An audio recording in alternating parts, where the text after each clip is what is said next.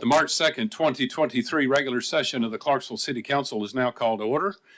Pastor Tony Jenkins will serve as our pastor of the day. Pledge of Allegiance will be led by Councilperson Little. Ladies and gentlemen, I invite you to stand if you wish. And Pastor Jenkins. Bow your heads, please. Lord Almighty, this evening I pray for our mayor, for the various levels of city officials, and in this particular assembled council. I'm asking that you would graciously grant them wisdom to govern amid the conflicting interests and issues of our times. Lead this council and guide them to make the decisions that are best for all of our citizens. Bless them as individuals and their families. Release the spirit of unity and cooperation upon this great city. Bring clarity, discernment, depth of insight in this time of discussion today, and let your will be done. In Jesus' name we pray, amen. Amen.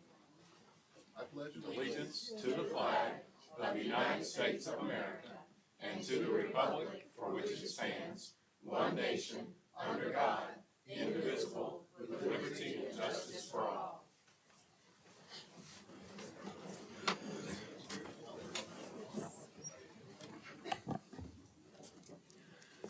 Members, please register your attendance.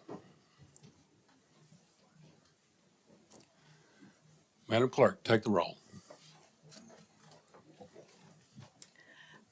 All are here. Thank you, Madam Clerk. We have special presentation. Councilperson Little, you're recognized in the well.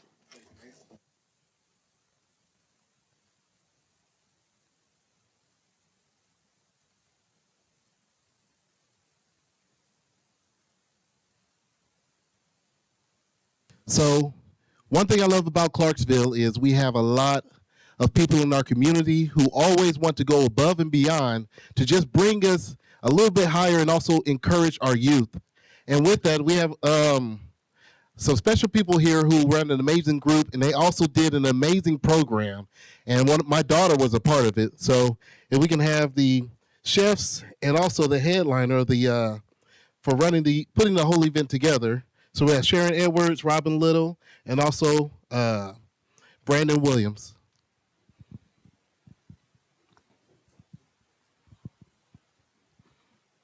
So I know that a lot of people may know that a lot of these individuals up here, one of them's my mom, and she was also a part of the program, and they really started a cooking program.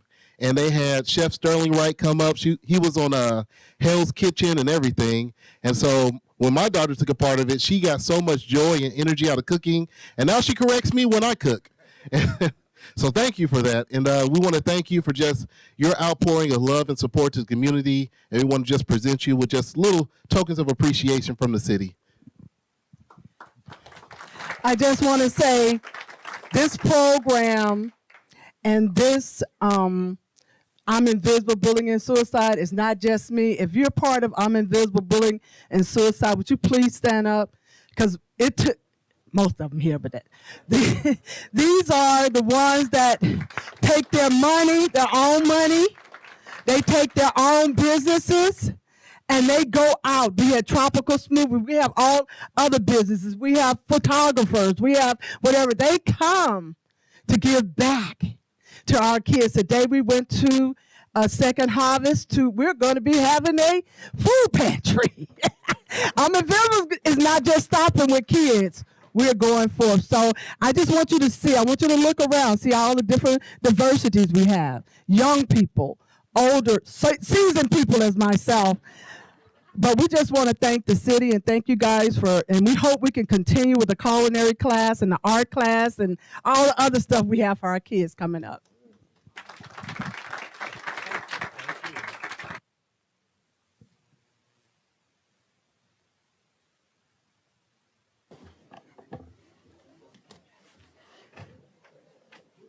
Thank you to all of you.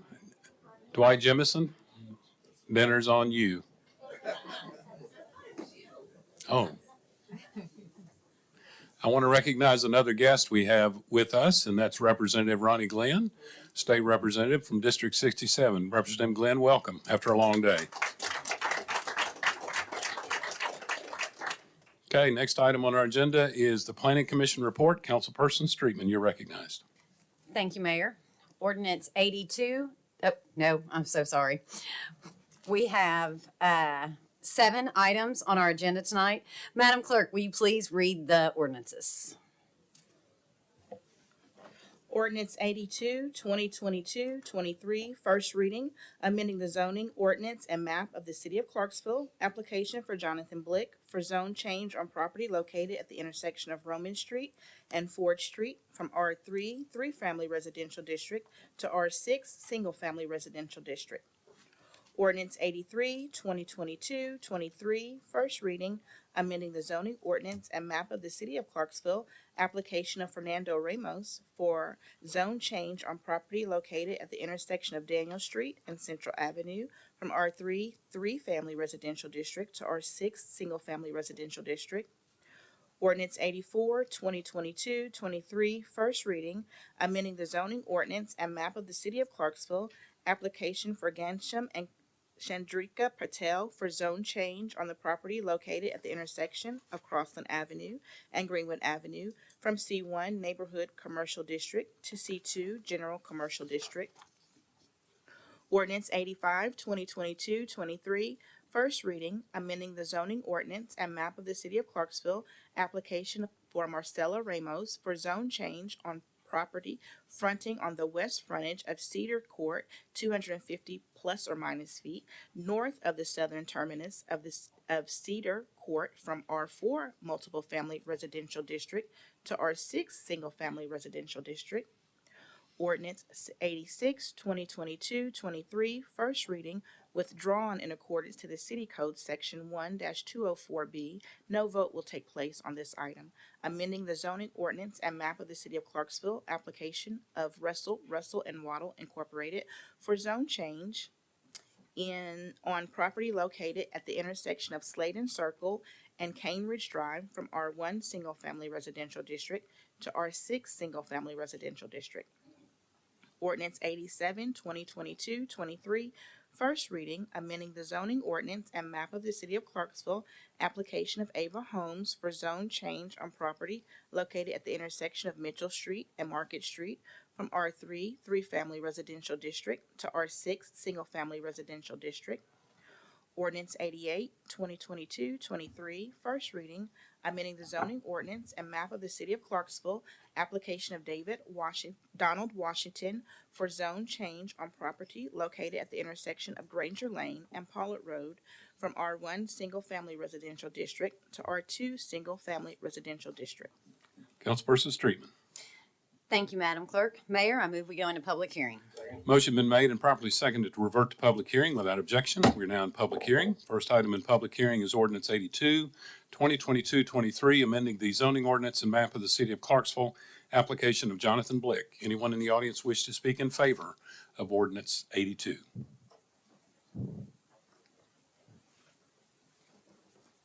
Give us your name and address, and you have 5 minutes.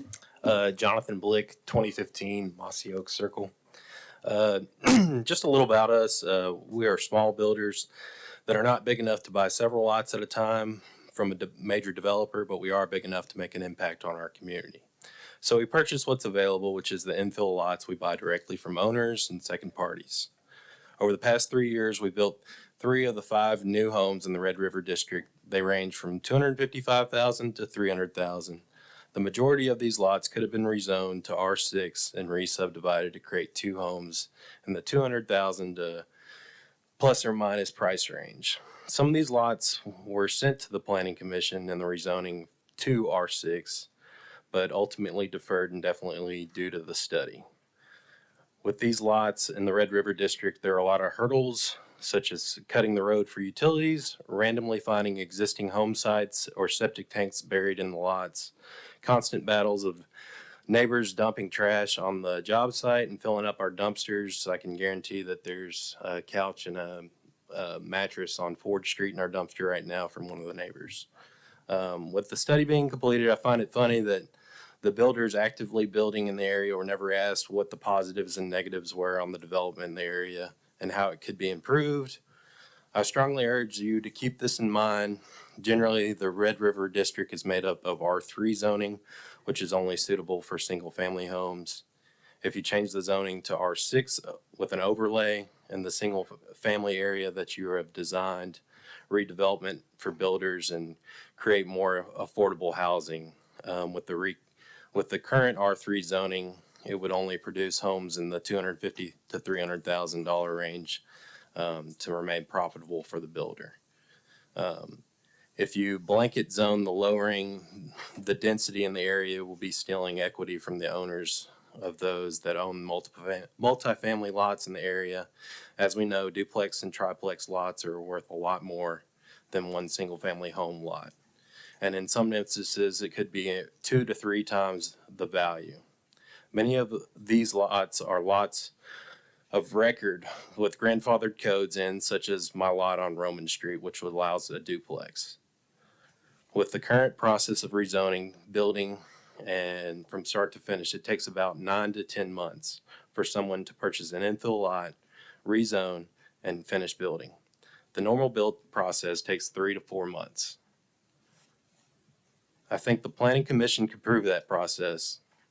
Now I'd like to talk about the R6 zoning and how it provides affordable alternative that usually lands in the $200,000 price range, plus or minus with infill lots. It's sad that we have a lot of negativity against the R6 zoning because of the width restrictions that allow for a 15-foot wide home to be built. But we have to remember that these buyers' other options are to buy something more expensive or to rent a multifamily unit that is usually 15 foot or smaller with a $1,400 a month price range. If it were me, I would choose to buy a home and pay less per month. With the Roman Street, it appears in the study that suggests a higher density, and that R4 zoning is suggested based on the map that was provided. With that being said, I choose to withdraw my application or defer indefinitely because I've been waiting to apply for this zoning since 2021 when I bought it, but we were waiting because of the study. Then I was asked at the Planning Commission to wait another 30 days. I cannot wait any longer. The opportunity and money is costing me time. So I appreciate your time tonight, Jonathan Blick. I'll take any questions. Thank you, Mr. Blick. Councilperson Smith, you're recognized. Thank you, Mayor, and thank you, young man, for trying to improve wherever you can. If you'll pull your mic closer to you. Yes, sir. Yes, Can you ma'am. hear me? Thank you. Okay, so I heard you say you want to withdraw this. Is that what you want to Yes, do ma'am. today? Okay, so we don't need to vote on it Right, today. Okay, so Correct. we're going to be making a motion to withdraw. right. Yes, that's- Hang on a second. Mr. Baker? we're going to postpone it. I think, Mr. Blick, you have 72 hours prior to regular session in order to withdraw it, so we'll have to handle it tonight. Okay. Well, I would appreciate you to vote no or Vote no, okay. Because, have a session. I'm not sure. yeah, how that because goes. we are trying to prevent R6 in that area. Okay. And I talked to Mr. Holmes. I just want you to know that R6, I know that that lot is kind of jagged and everything. It's kind of off-centered. But he was requesting that we kind of wait until we see what the new zone is going to be before we start building in that area. Because in that dock area, if you looked at the map of the comprehensive plan, that is for single-family homes only, okay? And I believe it falls in with the Lincoln Homes area, and Right. it looks like it's all the same color, which is a multifamily density as noted in the bottom left-hand corner. no, And it's R4 zoning. is Mr. what it Holmes looks said like. that is not what he has put in Okay. that plan for that. Even though it is next to the projects, that is federal government project. Correct. And so we don't have anything to do with that, but we know that they're gonna be rebuilding those soon, okay? And so I just wanted you to know that we are looking for none R6s in this area at this time because we're trying to follow the comprehensive plan. And so we will be voting this down. I will, Yeah. as you said. Thank you. No problem. Thank you. Councilperson Allen, you're recognized. I had the same question, sorry. Okay. Councilperson Reynolds, you're recognized. So I have a couple questions. So if we vote this down, then you do have the ability to build a duplex there, correct? We've already got a loan on the property and the permit has been submitted. For So it'll be a duplex and not single-family homes, because that's Correct. what it's currently zoned for and Correct. allows.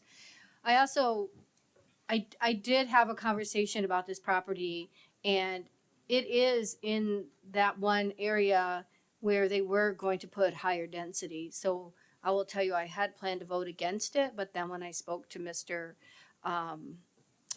Tyndall, this road that you were building on was planned to be higher density.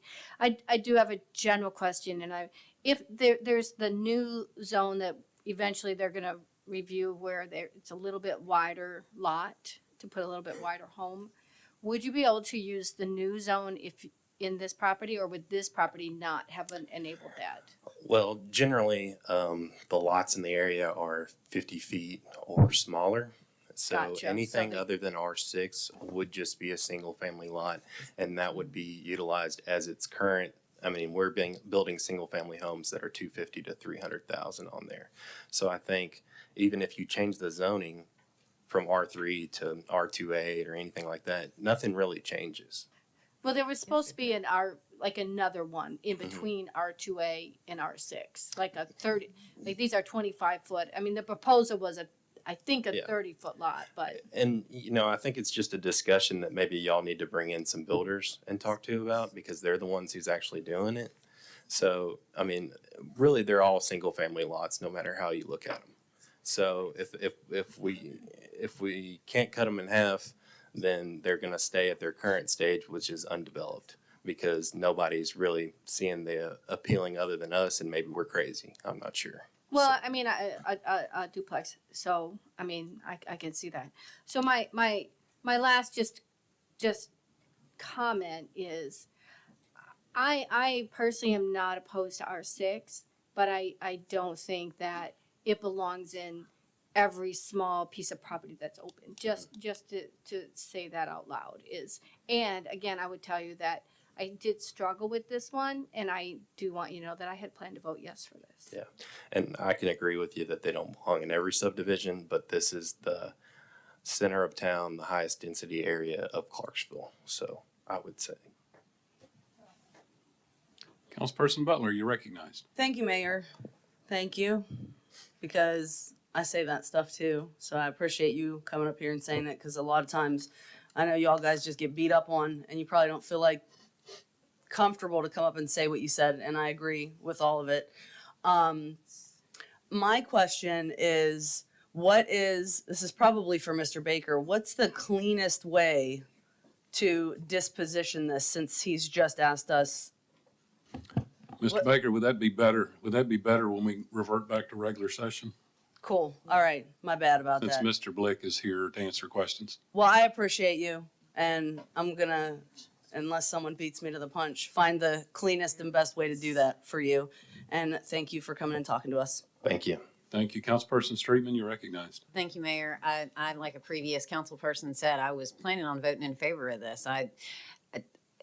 Not sure if I can't remember if you were here or watched last week, but one of the things I referenced was actually the study supported your request for R6 in that particular area, because I did the map overlay to look at where your lot was specifically to what the study came back. And that portion of the area was what was referenced as the higher density. And as we've heard many times before, R6 and R4 pretty much give similar densities to there. So, I mean, yours was a request that fit right in there. And I know I was one of the ones that asked you on the Regional Planning Commission to give it a month, because I wanted the study to come back to see if it would support your request for it. So, I mean, I understand that you decided to go a different route but we did the study was started in September of 2022. And I mean, they got it done as quick as they could, but there was a lot of detail that had to go into that. But Right. I understand. Yeah. Like I said, I was one of the ones that was going to be voting in favor of your request tonight. Well, just to come back with that, I mean, we bought the property in 2021, and then the Planning Commission told us that there was a study to be completed. So we've been waiting that long time. And then, of course, there's never consistency in the planning commission. So we weren't sure how the vote would go. And we know that there is some negativity against R6 zoning in the area. So we decided to go ahead and get an appraisal, and the appraisal is 30 days. So it took us 30 days to get to where we are today. So. Okay. Okay, thank Councilperson Smith. Another question for Mr. Blick.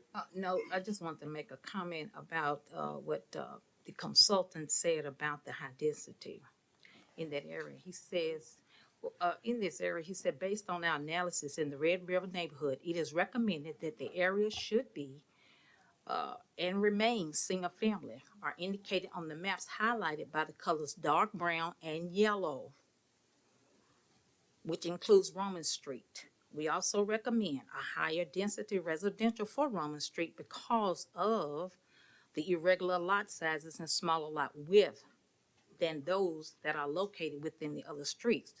There are identified as yellow on the land use map. The higher density single family brown only means that it is more suitable for those small lots located along Roman Street. The lot widths along Roman Street varies anywhere from 30 feet in some areas and as small as 10 to 20 feet in areas along the eastern portion of Roman Street. Those are the ones that are pie-shaped. We also noted that having the public housing units located across from Roman Street would be more adaptable and compatible for the smaller lot single-family units. At no time are we recommending any mixed use or duplexes or multifamily within those areas designated on the land use map along the eastern boundary of 4th Street.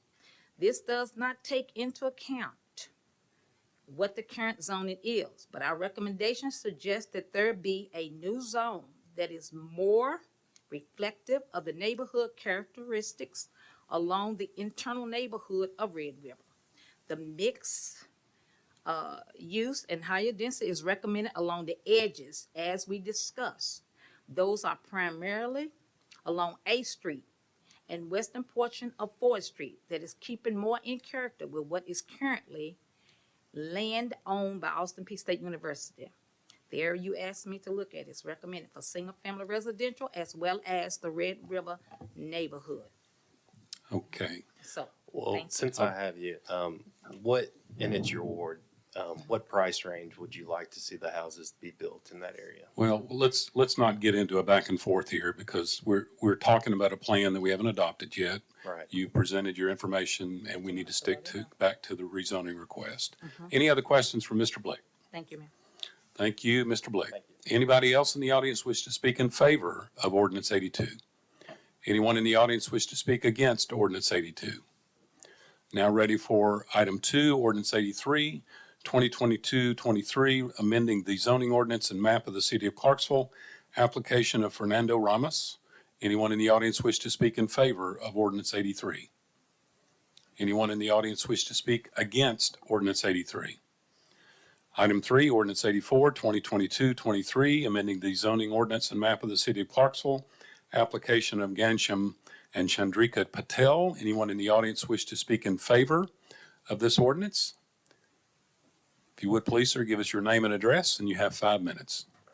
Sure. It's Brajesh Patel, and address is at 901 Crossland Avenue, and we're just requesting the adjacent C2 zone from the west for an opportunity for a mixed-use multifamily commercial with need for a landscape buffer. So that's it, really. Thank you, Mr. Patel. Any questions for Mr. Patel? Councilperson Smith, you're Yes, I'll be recognized. quick. What are you planning to build, sir? You said what? I'm What are sorry. you planning to build over there? It's a multifamily, just Multifamily? yeah, multifamily. Apartments? Mm-hmm. Okay. All right, thank you. Any other questions for Mr. Patel? Seeing none, thank you, sir. Anyone else in the audience wish to speak in favor of Ordinance 84? Anyone in the audience wish to speak against Ordinance 84? Next item is item 4, Ordinance 85, 2022-23, amending the zoning ordinance and map of the city of Clarksville, application of Maricela Ramos. Anyone in the audience wish to speak in favor of ordinance 85? Anyone in the audience wish to speak against ordinance 85? Item 5, ordinance 86 has been withdrawn by the applicant, so we will not be acting on that. Item 6, ordinance 87, 2022-23, amending the zoning ordinance and map of the city of Clarksville, application of Ava Homes. Anyone in the audience wish to speak in favor of ordinance 87? Anyone in the audience wish to speak against ordinance 87? Next item is item 7, ordinance 88, 2022-23, amending the zoning ordinance and map of the city of Clarksville, application of Donald Washington. Anyone in the audience wish to speak in favor of ordinance 88?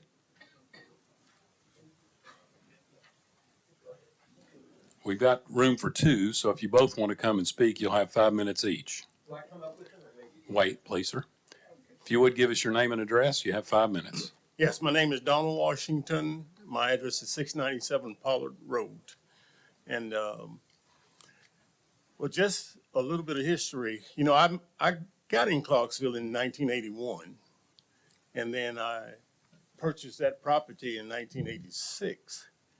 And by being there, I chose to remain here in Clarksville to raise my family and have a good life. So I was contacted by HBG Construction out of Nashville, and they was looking for a portion of my property. And so after discussion with my wife and my kids, we decided, well, Daddy, you're kind of old now and you're disabled a little bit, so maybe you don't need to do all what you're doing now in that size of a property. So we decided, and we got back with HBG and said, take it all and do whatever you're going to do. So what their plan is to take my little bit and join with Mr. Schrecker's and plan to do, I think it's cluster type housing or something like that in that area. But I'm never against progress. I've been here in Clarksville. When I got here, it was about 67,000, 68, 69, 70,000 people. And this city has progressed. I'll never be against progress. And me seeing this happening in that area, and for y'all, some of y'all don't know it, they call that place Copperhead Ridge over there, which, you know, has a little bit to do with something. But progress is progress, and I'm for it all the way. And I just yield. Well, you can't yield. We've got to finish with you first. Okay. I'm just ready to give it up. Nice try, though. Yes, sir. Nice try. Anyone have any questions for Mr. Washington? Councilperson Reynolds, you're recognized. Hi, Mr. Washington. I actually drove that area a couple, like when I first saw this, and my concern is not for progress, and it's a beautiful area back there, and I can see the potential. Okay. And it's a nice area. My concern is actually, and I hear this from the residents in all areas of the community, is that Pollard Lane, I mean, as we infill in the back, we're going to create areas. We have a standard that says 250 rooftops needs another entrance and exit. And as we infill without widening Pollard Road and without putting in a sidewalk, we're going to create areas that do not have that in and out in an emergency. And Okay. so I'm concerned. I just want you to know, Yes. I support I appreciate progress, but I looked and I actually went back to the planning commission to say, am I missing something? Like, and I'm not looking at this one, I'm looking at the R2 behind it, Right. you know, like together, not Yes. just this one area. Yes. So I just want you to know that Okay. as we move forward, that is my concern. And there's nothing in the budget or in any of this paperwork that says Pollard Road in these areas has Sure. to be widened and there Yes. has to be a multi-use path or anything. So that's my concern for this. I just want you to know that. I understand. Thank you. Any other questions for Mr. Washington? Thank you, sir. Now you can yield. Thank you. All right. Anyone else in the audience wish to speak in favor of Ordinance 88? Give us your name and address. You have 5 minutes. Trent Smith. I'm the engineer for the project proponent. Our office is 1208 Highway 47 in Dixon. In regards to increased traffic, we will have at least 3 access points. And actually, the developer is trying to pursue a 4th, but we're looking at, we have 3. So I can't promise the 4th, but we can promise the 3. And we did, at the Planning Commission, there were some comments regarding the traffic and regarding stormwater. One of the things, that I don't know that the homeowners heard me, but we're required to design the project, the engineering portion, so that we don't create or cause additional stormwater issues. So I get it that that's an issue for some, but that will be one of our biggest goals in the design, is to not let that happen. One of the things that makes this project hopefully unique is that we do connect to the Greenway. We're actually going to be putting in parking specific for people to access the Greenway. There's going to be walking trails. The subdivision, we've done a conceptual plan, and I didn't bring it. I wished I had now, but we left it with the Planning Commission. We've had numerous meetings with them, and they've seen it. The roads are not straight 90 degrees and boring.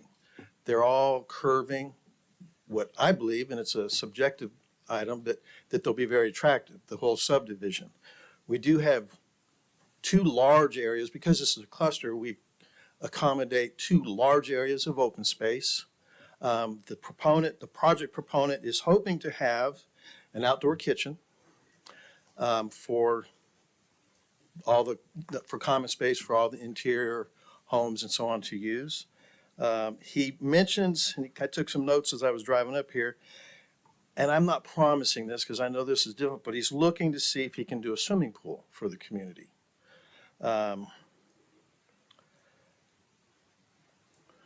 We've done a traffic study that was provided to the city, and they found no issues.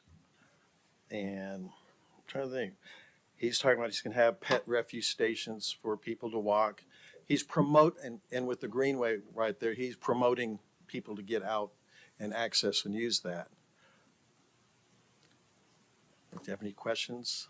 Thank you, Mr. Smith. Councilperson Streetman, you're recognized. Thank you, Mayor. You referenced that there would be 3, potentially 4 access points. Correct.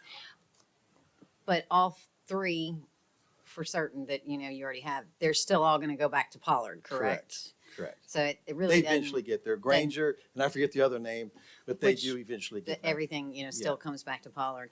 All right, and you also referenced the outdoor area and the pool and all of that. Yeah, the pool, Okay. don't hold us to that one, because I that was a wasn't. little maybe. But all of that would still be owned by the HOA, correct? Correct. So that would be still a cost that would be on it for the residents that would own homes in there. Well, he'll develop that, and then they would take over and maintain those facilities. Correct. But I mean, that would still be factored in there. Yes, I'm sure. Okay, thank you. Councilperson Allen, you're recognized. So, how many homes are estimated? Well, he told me not to say anything because we're still in conceptual design, but we did a concept, and we're approximately 250. And Ilya back there has done most of the work on this. We may lose. I don't think we're going to gain. I'm guessing that we're probably going to hold pretty close to 250. Okay. So we're looking at 250 units. That's 500 cars, and they all go to Pollard. Correct. Thank you. Councilperson Reynolds, you're recognized. We do not do conditional zoning.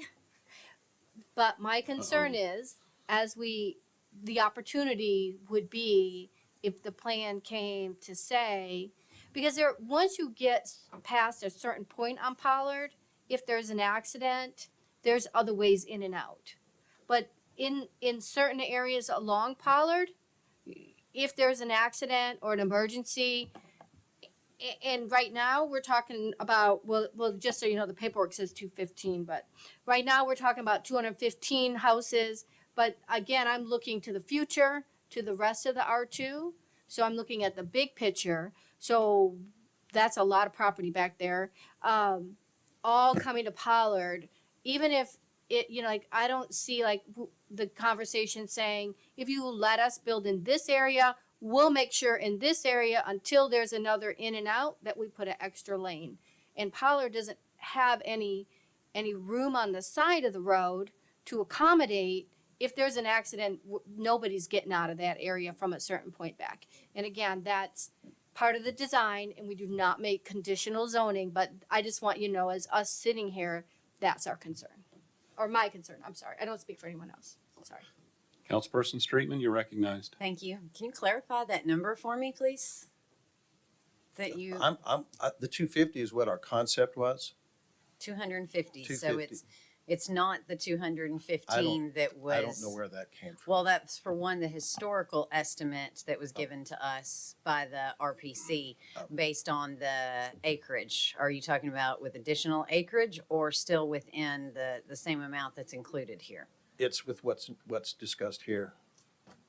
Okay, because I know that was something we questioned, and I don't remember if it was you that was up there speaking or if it was the other gentleman. Alex is the owner or the developer. Okay, I was going to say, because I know there was a big discussion between how many homes could be built if it was R1, which was 155, which would make it an increase of 60 with the 200. And see, we've done calcs to look at the R1, and I thought we were at 196. No, that was the Those question. came from the Planning Commission. No, staff of the Planning Commission. Correct. Okay, like I said, I was just trying to figure out how it was the 250 that y'all were getting to, but okay, thank you. Any other questions for Mr. Smith? Thank you, sir. Anyone in the audience wish to speak against Ordinance 88? Okay, we have room for two. Mr. Jenkins, you're up, and then the gentleman behind you. If you'll give us your name and address, you have 5 minutes. My name's Tony Jenkins. I live at 625 Granger Lane in the dead end. We're concerned about the possibility of adding another densely packed area of housing that is not in character with the housing directly surrounding this property. We're against the clustering of homes and reducing setbacks. We are aware that with this zoning request, the difference is 60 homes. 60 homes would mean a minimum of 180 cars coming through our neighborhood.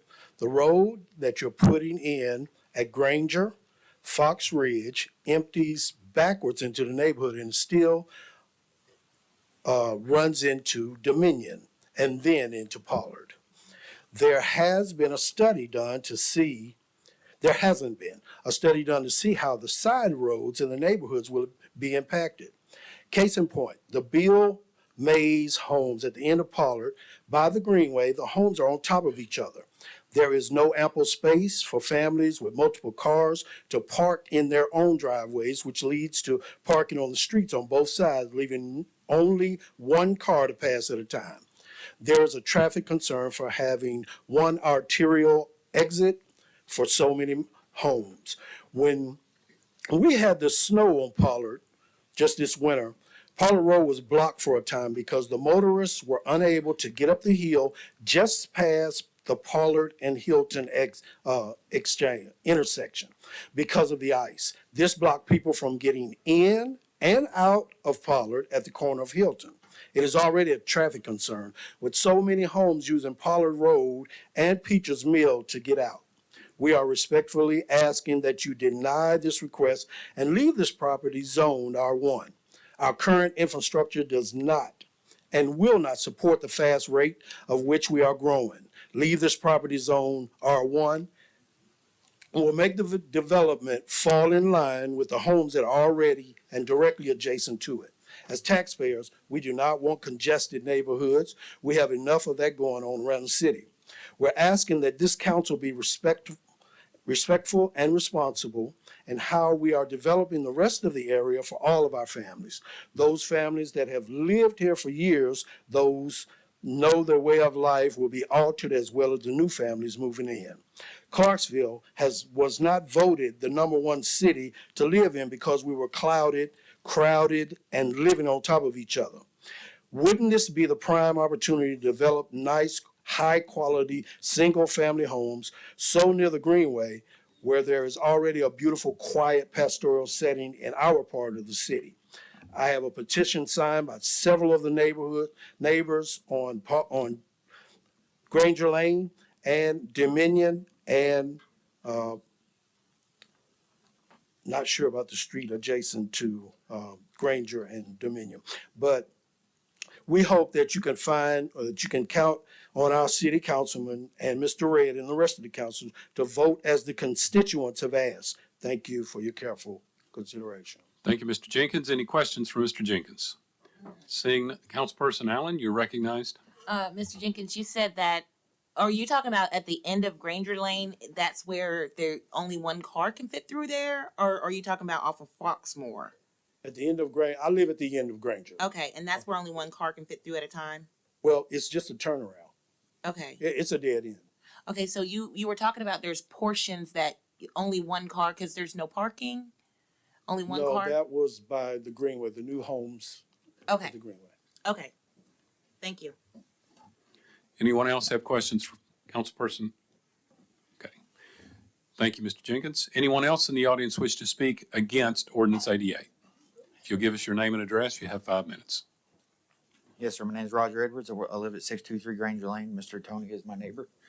I lived in that home since 2005. I've lived here in Clarksville since 1993. My father is a retired soldier. I've raised my family here. I have one more to put out. I got one in the Army. The other, he's 12. The schools, I don't believe, can handle it. We're at about 85%, I believe, is what I'm understanding from the school. My son recently was pushed down at school 3 days ago. The answer I got from the school was, well, the teacher can't watch all the kids. If that's the answer, now his arm's broke. That's why my wife is not here this evening. If the answer is my son can't be watched at school, I don't think we need to add more kids to the school. So that's one issue. The second issue would be, I worked in Nashville where I met my wife, and I moved her to Clarksville because it was the community that I wanted to raise my kids in. I'm nervous, so I get emotional. I'm sorry. I've raised my kids here, and I wanted to raise my kids here, and she fought me for the first 10 years we lived here. She wanted to move back to Nashville. And I said, no, we're spread out. We got room. The kids love it here. We're going to stay. So we're here. And I'd like to keep the neighborhood the way it is. They want to add some houses. You add some houses, but I believe we got way too much building in the area already. Pollard is a giant mess. And I didn't prepare a speech. My wife was supposed to do that. But that's just really what I got to say is I hope you guys vote with the constituents and know that this is my home. Thank you, Mr. Edwards. Any questions for Mr. Edwards? Councilperson Smith, you're recognized. I'd just like to thank Mr. Evans for his voice standing against this particular, because I like what you said. You said, I mean, I don't like that your child been hurt, but you said added more people to the school, and your child is not being watched because you said the teacher said this. And so you made a good point. Thank you. Any other questions for Mr. Edwards? Thank you, sir. Thank you. Our code allows for rebuttal. If you're in favor of Ordinance 88 and wish to speak and rebut anything you've heard, you are welcome to come forward, and you would have 3 minutes.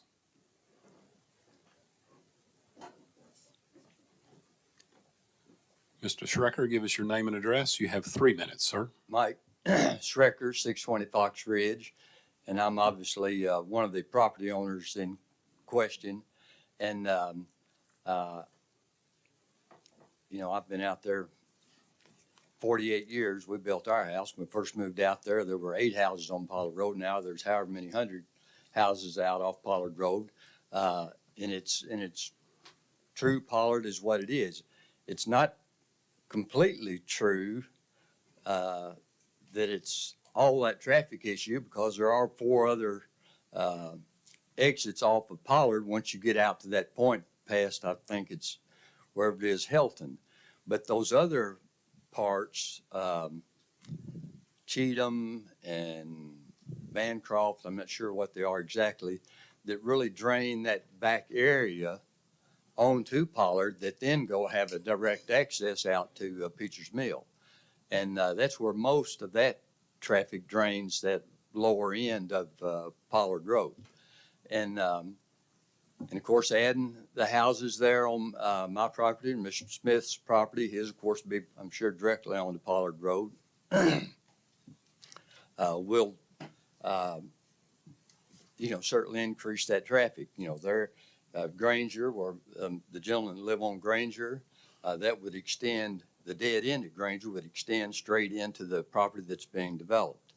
The traffic study that the engineers had done said it all would work.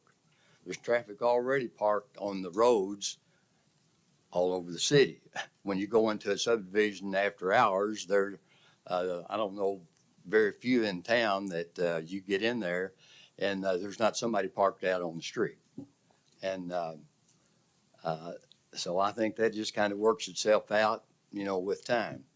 I've been there 48 years, paid lots of taxes on 70 acres in 48 years. And, but I do appreciate that this council and the county's council, what y'all deal with to try to plan and prepare for the progress and the influx of people that's come into our city, because it's a good place. We all know that.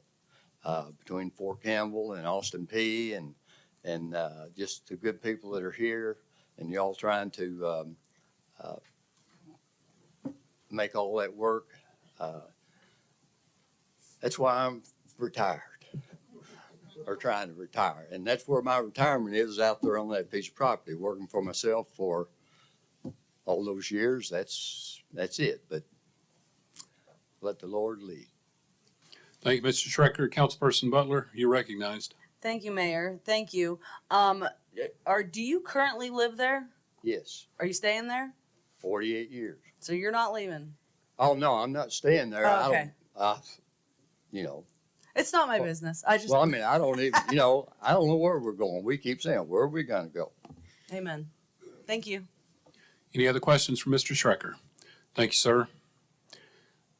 We now allow for sir rebuttal, which is if you're against Ordinance 88 and wish to address the council and offer rebuttal to what you've just heard, you're welcome to come forward. You would have 3 minutes. Mr. Jenkins, you have 3 minutes.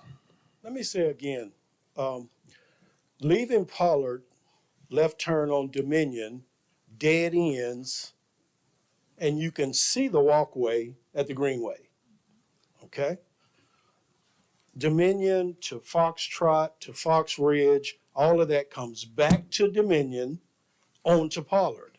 There is no other way out. If you go in, blow out the dead end on Granger, there is no other way out. You still got to use Dominion or Pollard to get to Pollard, unless they're going to be a straight something from Fox Ridge across the Granger, blowed out dead end to Pollard. That's going to be the only other option.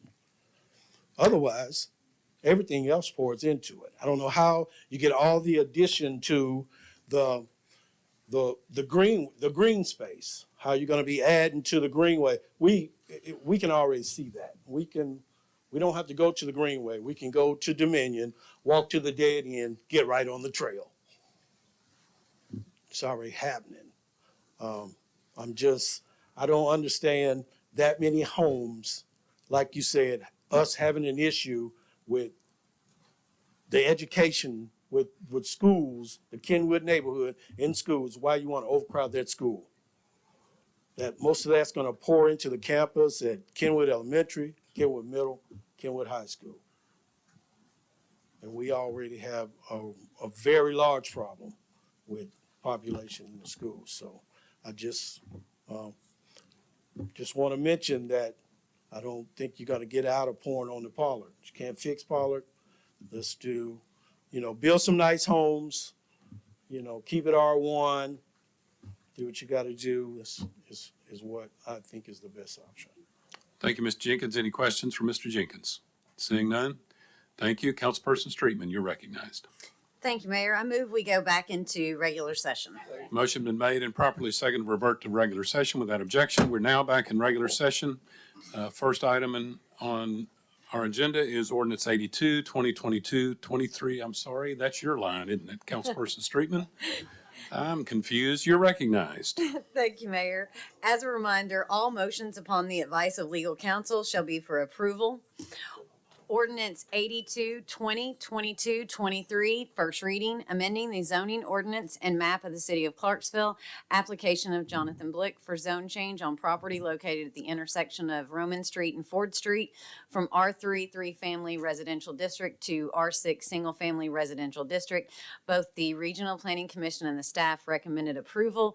My recommendation, based on what we heard from the speaker tonight, is that since he would prefer this to be voted down, is that I think a clean way would be for no one to second this motion, but I move for approval. Motion been made on ordinance 82. Do I hear a second? Ordinance 82 fails for lack of a second. Councilperson Streetman. Ordinance 83, 2022, 23, first reading, amending the zoning ordinance and map of the city of Clarksville, application of Fernando Ramos for a zone change on property located at the intersection of Daniel Street and Central Avenue from R3 3-family residential district to R6 single-family residential district. Both the Regional Planning Commission and the staff recommended approval, and I so move. Motion been made and properly seconded in favor of ordinance 83. Any comment or question from council regarding ordinance 83? Seeing none, hearing none, are you ready to vote? All members, cast your vote. Every member voted. Any member wish to change their vote? Madam Clerk, please take the vote. 13 yes, 0 no, 0 abstain. Ordinance 83 is adopted. First reading. Councilperson Streetman, you're recognized. Ordinance 84, 2022, 23, first reading, amending the zoning ordinance and map of the city of Clarksville, application of Ganeshayam and Chandrika Patel for zone change on property located at the intersection of Crossland Avenue and Greenwood Avenue from C1 Neighborhood Commercial District to C2 General Commercial District. The Regional Planning Commission and the staff both recommended approval, and I so move. Motion been made and properly seconded in favor of ordinance 84. Any comment or question from council? Councilperson Reynolds, you're recognized. Yes, I just want to say that I'm not opposed to R4 in this area or apartments or R5, but I will be asking Mr. Tyndall in writing to strengthen the C2 ordinance. So if you rezone for C2, there should be a percentage of business, or you zone with transparency for what you're actually going to build. Thank you. Thank you. Any other comment or question regarding ordinance 84? Seeing none, hearing none, are you ready to vote? All members, please cast your vote. Every member voted. Any member wish to change their vote? Madam Clerk, please take the vote. 13 yes, 0 no, 0 abstain. Ordinance 84 is adopted. First reading. Councilperson Streetman, you're recognized. Ordinance 85, first reading, amending the zoning ordinance and map of the city of Clarksville, application of Marcela Ramos for zone change on property fronting on the west frontage of Cedar Court, 250 plus or minus feet north of the southern terminus of Cedar Court from R4 multiple family residential district to R6 single family residential district. Both the Regional Planning Commission and the staff recommended approval, and I so move. Motion been made and properly seconded in favor of ordinance 85. Any comment or question from council regarding ordinance 85? Seeing none, hearing none, are you ready to vote? All members, please cast your vote. Every member voted. Any member wish to change their vote? Madam Clerk, please take the vote. 13 yes, 0 no, 0 abstain. Ordinance 85 is adopted. First reading. Councilperson Streetman, you're recognized. Ordinance 87, 2022, 23, first reading, amending the zoning ordinance and map of the city of Clarksville, application of Ava Homes for zone change on property located at the intersection of Mitchell Street and Market Street from R3 3-family residential district to R6 single-family residential district. Both the Regional Planning Commission and the staff recommended approval, and I so move. Motion been made and properly seconded in favor of ordinance 87. Any comment or question from council regarding ordinance 87? Hearing none, seeing none, are you ready to vote? All members, please cast your vote. Every member voted. Any member wish to change their vote? Madam Clerk, please take the vote. 13 yes, 0 no, 0 abstain. Ordinance 87 is adopted. First reading. Councilperson Streetman, you're recognized. Ordinance 88, 2022, 23, first reading, amending the zoning ordinance and map of the city of Clarksville, application of Donald Washington for zone change on property located at the intersection of Granger Lane and Pollard Road from R1 Single Family Residential District to R2 Single Family Residential District. Both the Regional Planning Commission and the staff recommended approval, and I so move. Motion been made, properly seconded in favor of ordinance 88. Councilperson McLaughlin, you're recognized. Thank you, Mayor. I listened to all aspects of this. I've driven Polo Road myself. It looks like the city recently paved it, maybe last year. It's pretty new. But for the same concerns that a lot of the previous speakers mentioned, I believe this should remain R1. Not only will this, if it goes from what we thought was an additional 65 homes to now potentially 95 based on the testimony of the engineer. We're not only dumping traffic into existing neighborhoods, we're dumping traffic onto Pollard Road and also Peters Mill, the non-widened part that should be something that we address in the not so distant future. Because for those people that travel from downtown home to, let's say, the West Creek area and Tiny Town Road, their direct path is Peters Mill. So now our only concern shouldn't just be Pollard Road, it should also be Peters Mill.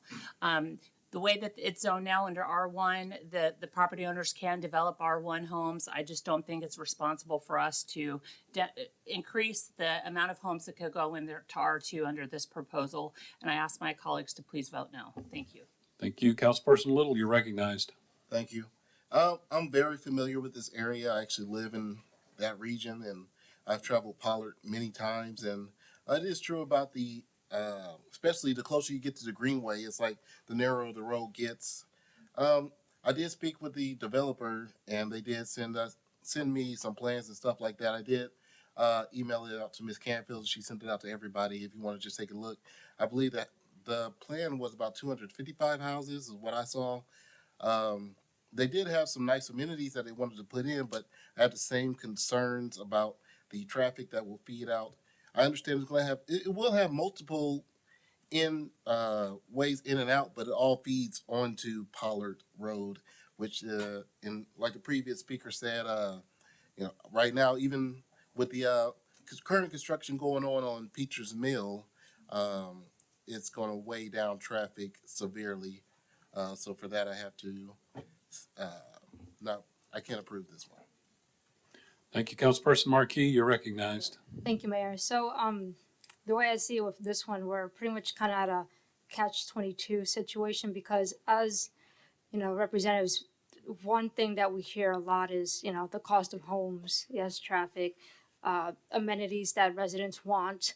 And so you have a case here that is attempting to keep the cost of homes down and provide amenities that residents want also, but at the cost of that is obviously to have a higher density in a particular area. And so the question here is how do we balance getting these items compared to not, but then we obviously have the road in question here, because ultimately if we want to keep housing down while providing these things, that's how you do it. If you don't, and it stays at R1, from my understanding, again speaking to the developer, the cost of those houses to provide those amenities will be upwards of $600,000 and more. What does that do to the community next to it? I don't know. It's like I said, it's a catch-22 of how do we balance everything out here with the road and people are getting priced out of homes at the same time. It's a difficult position to weigh in on, and I'm not sure where we're at on Pollard Road of any potential expansions or whatnot, but ultimately infrastructure does take a little bit to catch up because it's not something as simple as just saying, hey, we're going to widen the road. Obviously, we need studies done, and then we need design and architecture done, and it just, takes quite a while to get accomplished here. So, I'm just letting, the public know really what needs to be weighed in this decision here. Thank you. Councilperson Streetman, you're recognized. Thank you, Mayor. I appreciate the fact that one of the previous speakers did send this to the clerk and that the clerk sent this out for us to be able to look at. I quickly took a glance at it and verified that the 255 units is correct. But one thing that I don't see in the 7.9% open space is any of the amenities that were talked about. That doesn't mean that that's not something they're planning on putting in that open space. I know they've got the cell phone tower and they can't build right around that because of the fall radius. I see the greenway access, but I don't see any kind of parking lot to help assist with the greenway to be able to have more people in there. So I don't know that that's where anything's really helping with that. And as I referenced and as others have referenced, it is just dumping that traffic right back off into Pollard Road. This area is sitting right in the middle of mostly R1. I mean, you do have R2 that has yet to be developed that's above that, but the majority around it is actually R1, although there is other R2 in the area. For me, I believe, as was stated by a previous council member, this can be developed as R1. This could still be done as a cluster for R1. Without it being an increase in 100 additional homes. So this is one I'll be voting against as well. And I also want to reference, before I forget, that please take a look. If you haven't looked since last week, there's been an addition added to your link there, the petition that was referenced by one of the speakers against this zoning. There is a petition located in there that you're able to see where different neighbors in the area have signed it.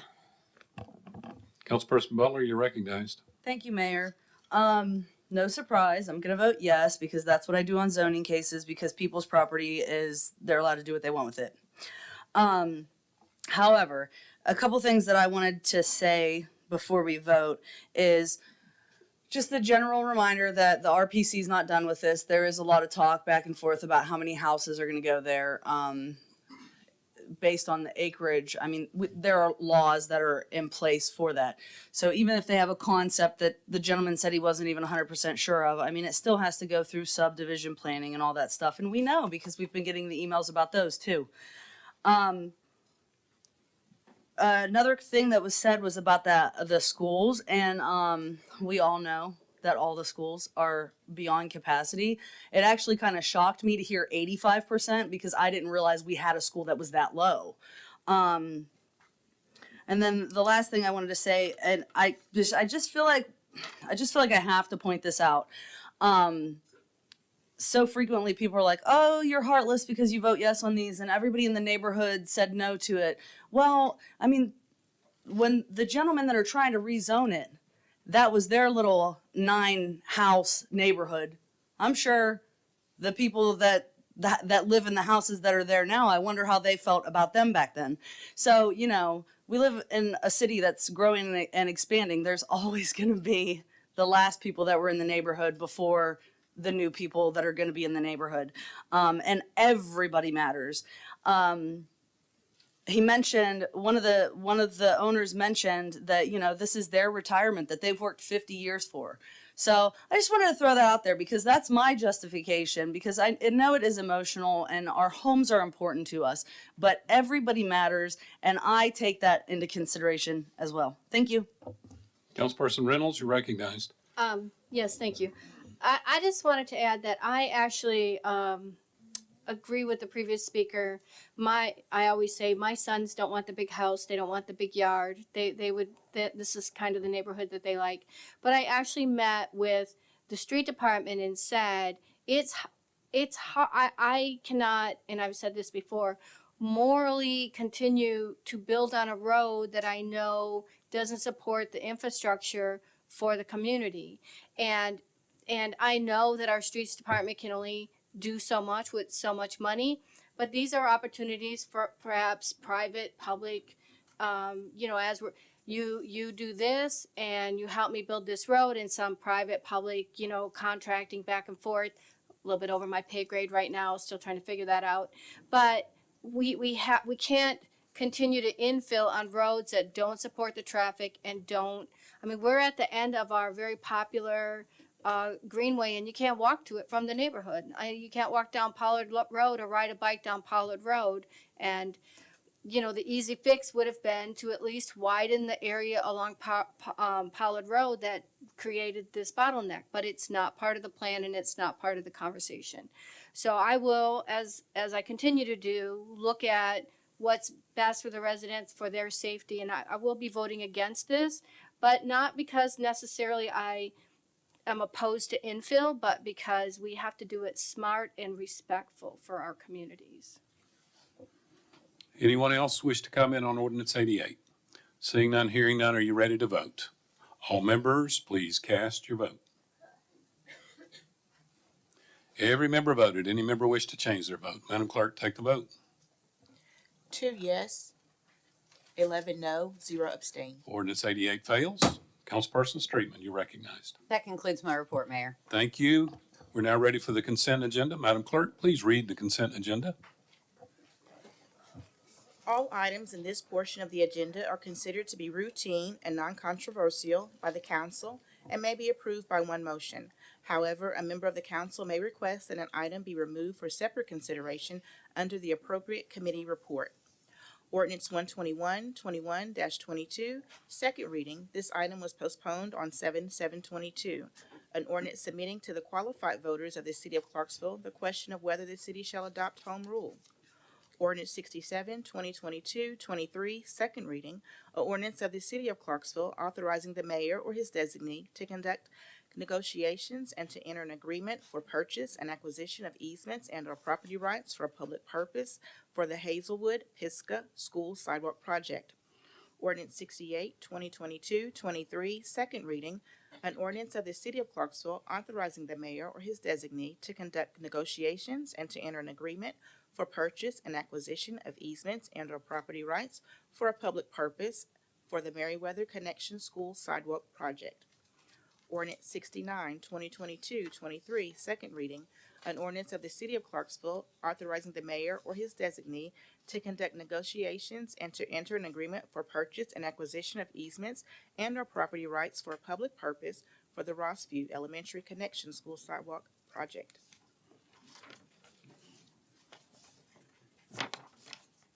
Ordinance 70-2022-23, second reading. An ordinance of the city of Clarksville authorizing the mayor or his designee to conduct negotiations and to enter into agreement for purchase and acquisition of easements and or property rights for a public purpose for the Northeast Connection School Sidewalk Project. Ordinance 71-2022-23, second reading. An ordinance of the city of Clarksville authorizing the mayor or his designee to conduct negotiations and to enter an agreement for purchase and acquisition of easements and or property rights for the public purpose for the Peaches Mill School Sidewalk Project. Ordinance 73-2022-23, second reading, postponed in accordance with the City Code Section 1-204B. No vote will take place on this item, amending the zoning ordinance of the map of the city of Clarksville, application of DJ Development LLC agent Stanley Ross for zone change on property located at the intersection of Madison Street and Village Way from C5 Highway and Arterial Commercial District to R4 Multiple Family Residential District. Ordinance 74-2022-23, second reading, amending the zoning ordinance and map of the city of Clarksville, application of Chris Blackwell, construction for zone change on property located at the intersection of Crossland Avenue and Martin Street from R3 3-family residential district to R6 single-family residential district. Ordinance 75-2022-23, second reading, amending the zoning ordinance and map of the city of Clarksville, application of Concord Ventures Group LLC, Richard Garrett agent, for zone change on property located at the intersection of Oak Street and B Street from R3 3-family residential district to R4 multiple family residential district. Ordinance 76-2022-23, second reading, amending the zoning ordinance and map of the city of Clarksville, application of Rick Rita Homes LLC for zone change on the property located east of Fort Campbell Boulevard and north of Idlewild Street from R1 single family residential district to C2 general commercial district. Ordinance 77, 2022, 23, second reading, amending the zoning ordinance and map of the city of Clarksville, application of Jonathan Blick for zone change on property located at the intersection of Liberty Parkway and Delmar Drive from R2 Single Family Residential District to C2 General Commercial District. Ordinance 78, 2022, 23, second reading, amending the zoning ordinance and map of the city of Clarksville, application of C. Wilson for zone change on property located at the intersection of P. Ridge Road and Sandbar Drive from R1 Single Family Residential District to C5 Highway and Arterial Commercial District. Ordinance 79, 2022, 23, second reading, amending the zoning ordinance and map of the city of Clarksville, application of Progress Properties LLC for zone change on property located at the intersection of Scott Drive and Birch Road from R1 Single Family Residential District, C5 Highway and Arterial Commercial District to R2A Single Family Residential District. Ordinance 55, 2022, 23, second reading, an ordinance amending the city zoning ordinance of the city of Clarksville, Tennessee as it pertains to lot coverage and cluster subdivision regulations. Adoption of minutes January 4th and February 2nd. Thank you, Madam Clerk. I'll entertain a motion and a second. Motion been made and properly seconded. Anyone wish to be recognized on the consent agenda? Councilperson Streetman, you're recognized. Thank you, Mayor. I would like to pull ordinance 73, 2022, 23, and ordinance 121, 21, 22. Thank you. We'll take those up right after the consent agenda. Councilperson Reynolds, you're recognized. Yes, I would like to register a no vote for ordinance 79, 2022, 23, and 77, 2022, 23. Okay, thank you. Anyone else wish to be recognized on the consent agenda? Hearing none, seeing none, we have pulled item 1 and item 7, ordinance 121 and ordinance 73. Every member ready to vote? All members, cast your vote. Every member voted. Any member wish to change their vote? Madam Clerk, take the vote. 13 yes, 0 no, 0 abstain. The consent agenda is adopted. Thank you, Madam Clerk. We're now going to take up item 7, which is ordinance 73, 2022, 23. Councilperson Streetman, you pulled that. You are recognized. Thank you, Mayor. This is the second reading, but the applicant has asked for a postponement, so this is going to be postponed in accordance with City Code Section 1201B, so no vote will take place on this item. Okay, you heard the explanation. Any questions about the postponement? Councilperson Reynolds on the motion, on the postpone, it's not a motion. Right, I was just wondering if we're just postponing it till next month or we do not have a date. Postponed to next month. Next Yeah, month, I must postponed to sorry. the April regular session. Good question. Okay, we're now ready to take up item 1 on the consent agenda, ordinance 121, 21, 22. Second reading, this item was postponed from July of last year. An ordinance submitting to the qualified voters of the city of Clarksville a question of whether the city shall adopt home rule. The original sponsor of that ordinance was Councilperson Butler. Do you wish to be recognized? Councilperson McLaughlin, you are recognized. Thank you, Mayor.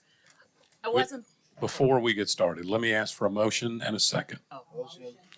Motion been made and probably second. I'm sorry. You're recognized. Thank you, Mayor. I wasn't part of this voting body when this came up before.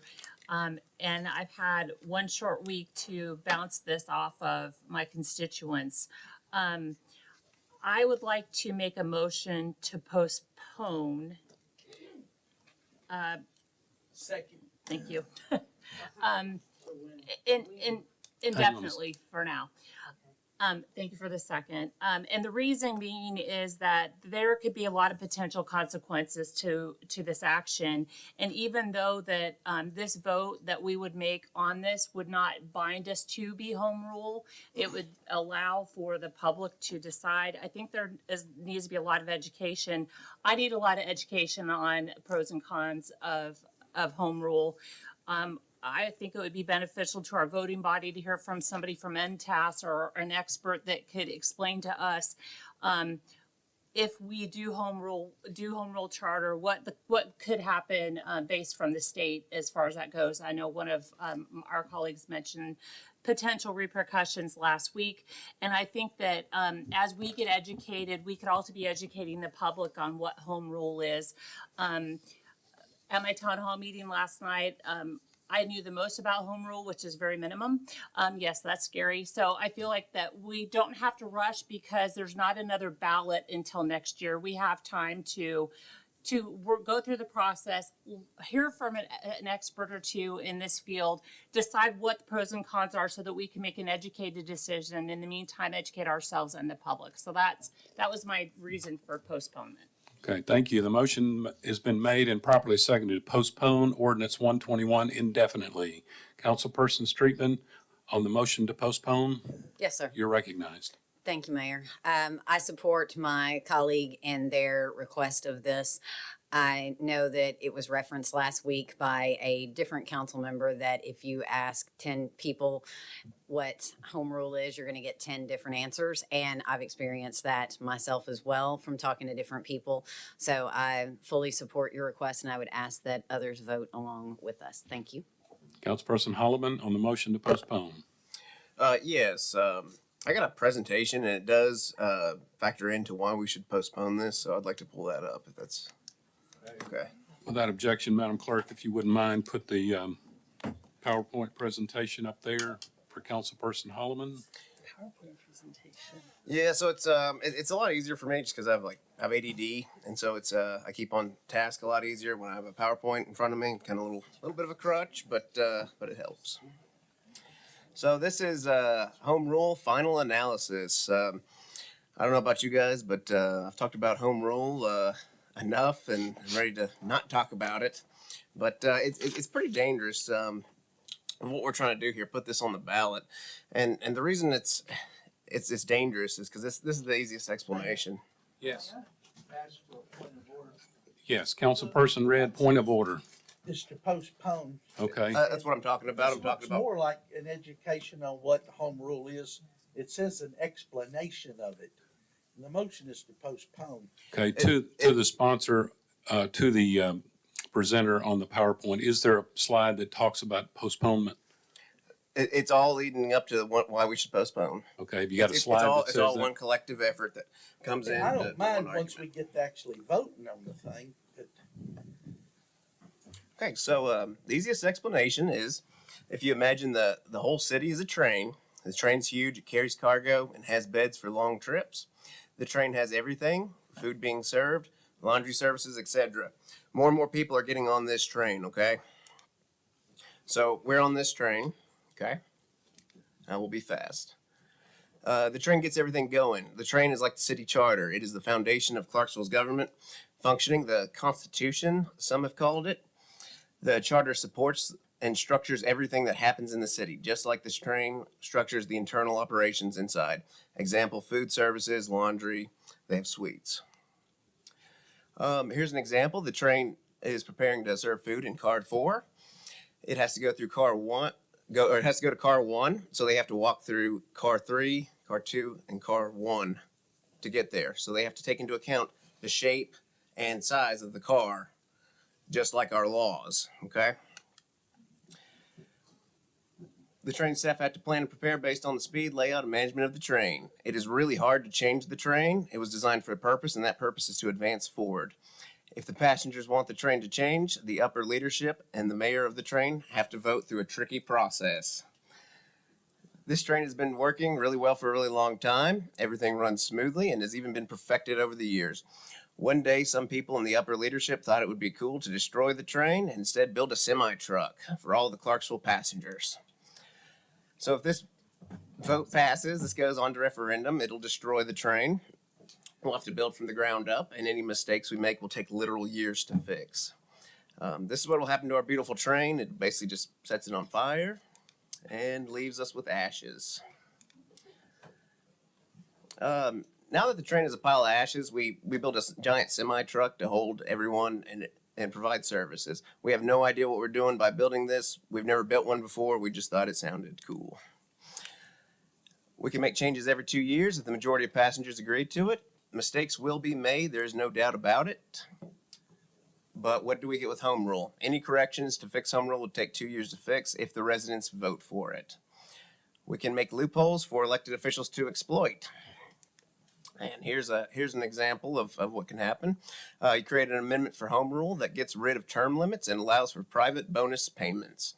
We will put in loopholes, get rid of term limits, as well as a few good things, so that way we can get people to vote for it. We will give it a rosy name like Clarksville Moving Forward Act. Councilperson Holloman, get to the end if you don't mind. And it's all leading up to one point. You just have Okay. to be patient. All right. Okay. If you don't mind, kind of But- move on. We're going to publicly push this because that way to save it from the home rule blunder. So this is much bigger than we realize. We're gambling with the very foundation of Clarksville's government. If this goes to the ballot and passes, it will be a disaster. Please vote no on that or vote yes to postpone. And that's why we should postpone it. And that's all I've got. Thank you. Thank you. Councilperson Allen, you are recognized. So while I understand postponement for the person that did the motion, I'd like to make a motion to postpone it with a date and not indefinitely. So that date would be April 7th. Motion been made and properly seconded to amend the motion to postpone to April 7th, which is the next regular session. Properly seconded. I have a list here, Councilperson Reynolds, on the motion to amend the postponement. Well, it's all a mess now, but, Yes or no? no. Okay, Councilperson Streetman on the motion to postpone till April. Yes. You're recognized. Thank you, Mayor. As was requested by the person that the council person that brought forward the request to postpone this indefinitely, it was to allow for time to bring in 1 to 2 experts to be able to talk to us and utilizing it as an opportunity not only to educate ourselves, but as was stated, it's a great way to be able to educate the public at the same time through the fact of having the public meeting and them getting to hear from the experts themselves as well. Asking for it to be completed, to be done within the next month, I think not knowing what the schedule would be for any of the experts that would be coming in is putting a hardship on that, and we could end up turning around doing this again. So I would ask that we stay with the current request as it is and not try and do this in 4 weeks' time. Councilperson McLaughlin, you're recognized on the motion to amend your postponement. Thank you, Mayor. I'll try not to repeat what the previous speaker said, who made very valid points. It definitely means we can bring it back up any time. And again, we have until next year until there's another ballot. We want to be responsible in this process for postponement, and also we're coming up on budget season. So we're going to have to start preparing for budget in April, and that should be our focus in addition to lining up people so that we can educate ourselves and the public on home rule charter. I'm not saying vote against home rule charter. I just want everybody to have all the information on how to proceed. Am I in trouble? Thank you. The motion to postpone definitely under Robert's Rules of Order is not amendable. It's not amendable. Okay. Then we are on the motion to postpone indefinitely. There is no motion to amend before us. We have people on the list. If you wish to address the motion to postpone indefinitely, I'll call your name and just say yes or no. Councilperson Red. I just have a quick question for Okay. council. You can probably just nod your head yes or no. Indefinitely, I was of the assumption that that would kill the proposal, but it can be brought back under our rules at any time in the future, or a time that would be expedient for us. It's been a while since I've looked at this, but my recollection is there is a procedure that requires like at least 2 or 3 votes. There is a way to bring something back before the body that has been postponed indefinitely, but it's not an easy thing to do. But there is a parliamentary method to do it. Well, if we did want to just postpone it until after, like the sponsor said, where we could hear from MTAS and other experts, what would the proper motion to be if it's not indefinitely and we don't set a date certain? Well, you can postpone indefinitely, or you can postpone to a certain time. That's it? Yeah, pretty much that's it. But So it- you can, it doesn't have to be April 7th. I mean, right now, you need to just be talking about the motion postponed indefinitely, and you need to take a vote on it. And then. Well, I want to make sure I know what I'm voting on. I understand. And the best I can tell you without really digging back into this is I believe it is possible through parliamentary means to bring something back before the body that has been postponed indefinitely. Councilperson Reed. I just wanted to make sure it didn't kill it completely. Thank you. Councilperson Allen, on the motion to postpone indefinitely, you're recognized. So, we're right here in parliamentary procedures. It does state that postponing indefinitely is to kill the motion. That means there's no date for it. It's just indefinite. There is no way to bring it back up. I'm reading Robert's rules right now. There is no way to bring it back up. So if the sponsor is saying she doesn't want to brought back up, period, that's one thing. But if the sponsor is saying, I'd like to educate, we have 2 years, then we need a date on it. Hang on. The Councilperson Allen has the floor. Is that a question, Councilperson Yes. Allen? Where are you reading? I'm at, What's the site? hold on. I just lost it.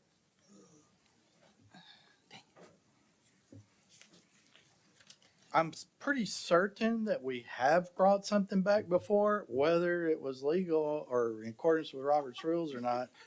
I believed it was at the time, and I did actually research it.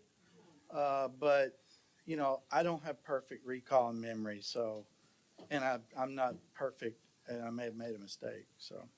Okay. So in accordance with that, Mr. Baker, in your opinion, there is a procedure, we can bring it back if we postpone indefinitely. That is what my recollection is, sir. Okay, all right. Councilperson Allen, you still have the floor. I'm at code library. Hold on. I got to get back to it now. I need an article and section That's where I'm getting number. to. I'm sorry. I got to get all the way back down. Yeah, Roman numeral, article number, and section number. Hold on. Darn it. This phone kills me. I'm sorry. I'm going to have to bring it back up. My phone is killing me. I don't even know how to get back. What?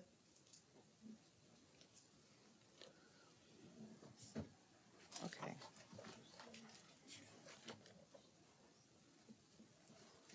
Okay, here's another one. And this is lwminfo.org. I'm sorry, I didn't catch that. What? LW. I don't have any LWs. Mr. Baker? Yeah. Councilperson Red has got, You got this one, right? Yeah. Page 126. Okay. Thank you. let's see what that yields. And it does kill it. I have thought that in the past, It does kill it. and you may be right. Let me look and see.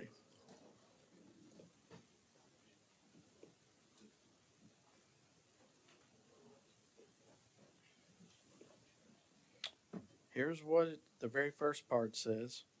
This is chapter 6, subsidiary motions, section 11, postpone indefinitely. And parentheses, to drop the main motion without a direct vote on it. Postpone indefinitely is a motion that the assembly decline to take a position on the main question. Its adoption kills the main motion, parentheses, for the duration of the session, in parentheses, and avoids a direct vote on the question. It is useful disposing of a badly chosen main motion that cannot be either adopted or expressly rejected without possibly undesirable consequences. Now that may not be the be all end all. There's more here. Let me just read it a little bit.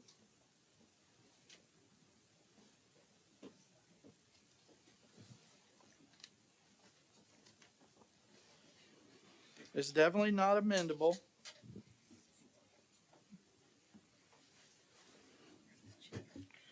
All right, hold on. It says, effect on the pending motion, further rules and explanation, effect on the pending motion. The effect of postponing a question indefinitely is to suppress it throughout the current session. In a convention or conference consisting of several meetings, the suppression continues throughout the entire series of meetings, and in ordinary societies throughout the weekly, monthly, or other meeting as the case may be. Consequently, the adoption of the motion postponed indefinitely is in effect an indirect rejection of the main motion.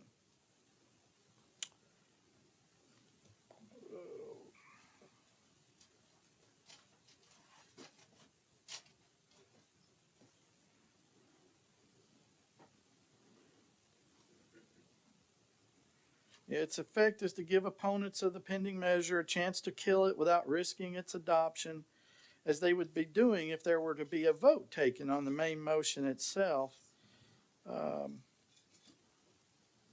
Again, here it says, if opponents of the main question carry the indefinite postponement, the main question is suppressed for the session. If they fail, they still have to vote on the main question and, blah, blah, blah. So, I don't feel comfortable giving you a definite answer because it's been several years since I've looked at this. My recollection is it is possible through parliamentary means to bring something back again, and I believe that's actual how it's worded, to bring an agenda item back again before the assembly, I believe is what it's called. And my recollection is there's multiple ways to do that depending on what was involved. But my recollection was a motion to postpone indefinitely. It's very difficult to overcome, as I recall. I think it took 2 or 3 like sequential different type of votes to do it. But I'm not confident enough in my memory to say I may be mistaken or that I'm not mistaken. So I need to research this if you want a definite answer. Councilperson Allen, you have the floor. Yes, sir. I don't know how it is that we can even vote on this when we don't know what it is we're doing if we vote on this. I don't even understand how parliamentary wise we can vote on this if there's no understanding. So I don't know what we do in this situation, sir. You vote up or down. The best that I can say is it does not say anywhere that I've read that it kills it forevermore. It says it kills it for the session. Councilperson Allen. I'd like to defer to my council member from Ward 1. He had something to add. He's on the list. We'll get to him shortly. I'll try to defer. Okay, Councilperson Reynolds, you're recognized. Yeah, just On this, on the motion to postpone indefinitely. Yes. Okay. So I know that councilperson, that the person who made this proposal said that they needed more time, but everybody else on this council has had a year. We've had a year to review, we've had a year to communicate, and a year to do our due diligence. I recently had a town hall, and probably 70% of the participants, after I explained home rule to them, was that they wanted it to go for a vote. They wanted to be able to vote on it. And I know that I'm supposed to state a postponement, but I'd like to make it clear when you're voting that our charter rolls as is under home rule, and the only difference in 2024 is after 2024, the community will take a vote in 2026 for any changes. It's not a crash and burn. It stays as is. Okay, a and then motion. the This is the change. motion to postpone. Yes. Okay, thank you. Councilperson Butler on the motion to postpone indefinitely. Yes. You're recognized. Thank you, Mayor. All of the following is why I do not think that we should postpone this. In a statement that will be given later, officially, with information that you guys all already have, I, as the sponsor, would like this to be done and over with by the end of April 7th. I agree with what the previous speaker said. When my colleague postponed this until after the new people got into office, I mean, this is what we were giving the time for. So we've had months. And we've had months to get MTAS in here, to have a conversation with us. And I mean, we can't hold the newer members to that, but every one of us, if we wanted more information from MTAS, we could have scheduled that by now. It's been like 6 months or more. I'm going through my list. A lot of the things that have been said thus far as to why we should postpone it, I believe to be untrue. I don't think that this is dangerous. I won't even say that one because that was me being emotional. I think that we need to be a little careful about calling voters not smart enough to handle making decisions like this. The train may function for the privileged members of society that are sitting up here, but maybe it doesn't function for everyone in Clarksville. I believe that postponing this is not to the person who said to postpone it, but I believe in general that postponing this is a cowardly move. It's a move because we don't just want to take the vote. And dang it, just take the vote already. It's been forever. Tennessee is a hyper-partisan state that is not a surprise to anybody. We know what red versus blue looks like in our state. Clarksville is not like that. And the reason that I introduced this and the reason that I'm asking you, please don't postpone this indefinitely, is because I think that the citizens and this body can find a way to do better than the way that the State House does for the city of Clarksville. For crying out loud, they misspelled our name on a freaking street sign in the nation, or in the state's capital, okay? They don't even know what the name of our city is. So please do not postpone this indefinitely, mostly because of the first thing I said, which is about my statement later in the evening that you're all already privy to. Thank you. Councilperson Zachariah. Mr. Baker? I found the answer. All There are right. two things. One, with regard, let me cover this real quick. With regard to his PowerPoint, Mr. Baker, we've already addressed that. Move on to the Well- second point, please. all right, but this is important, is this, a debate on the motion postponed indefinitely can go fully into the merits of the main question. So you can talk about the main question. You're not limited to just the merits of the motion to postpone indefinitely. Okay, And then, thank you. And then the next point, is very clear. An affirmative vote on the motion to postpone indefinitely can be reconsidered. Okay. Upon the reconsideration of a vote that postponed a main motion indefinitely, both the main motion and the motion to postpone indefinitely will become pending, the motion to postpone indefinitely becoming the immediately pending question. If the, you can bring it back, but you have to first undo the motion to postpone indefinitely. You have to reconsider that and undo that if it passes. And only then, if it gets undone that way, can you then vote on the main question again. Otherwise, it is accurate to say that it is killed forever. Okay, thank you. Councilperson Zacharias, you're recognized. Motion to postpone indefinitely. Thank you, Mayor. I was what he said. I Okay. found the same thing.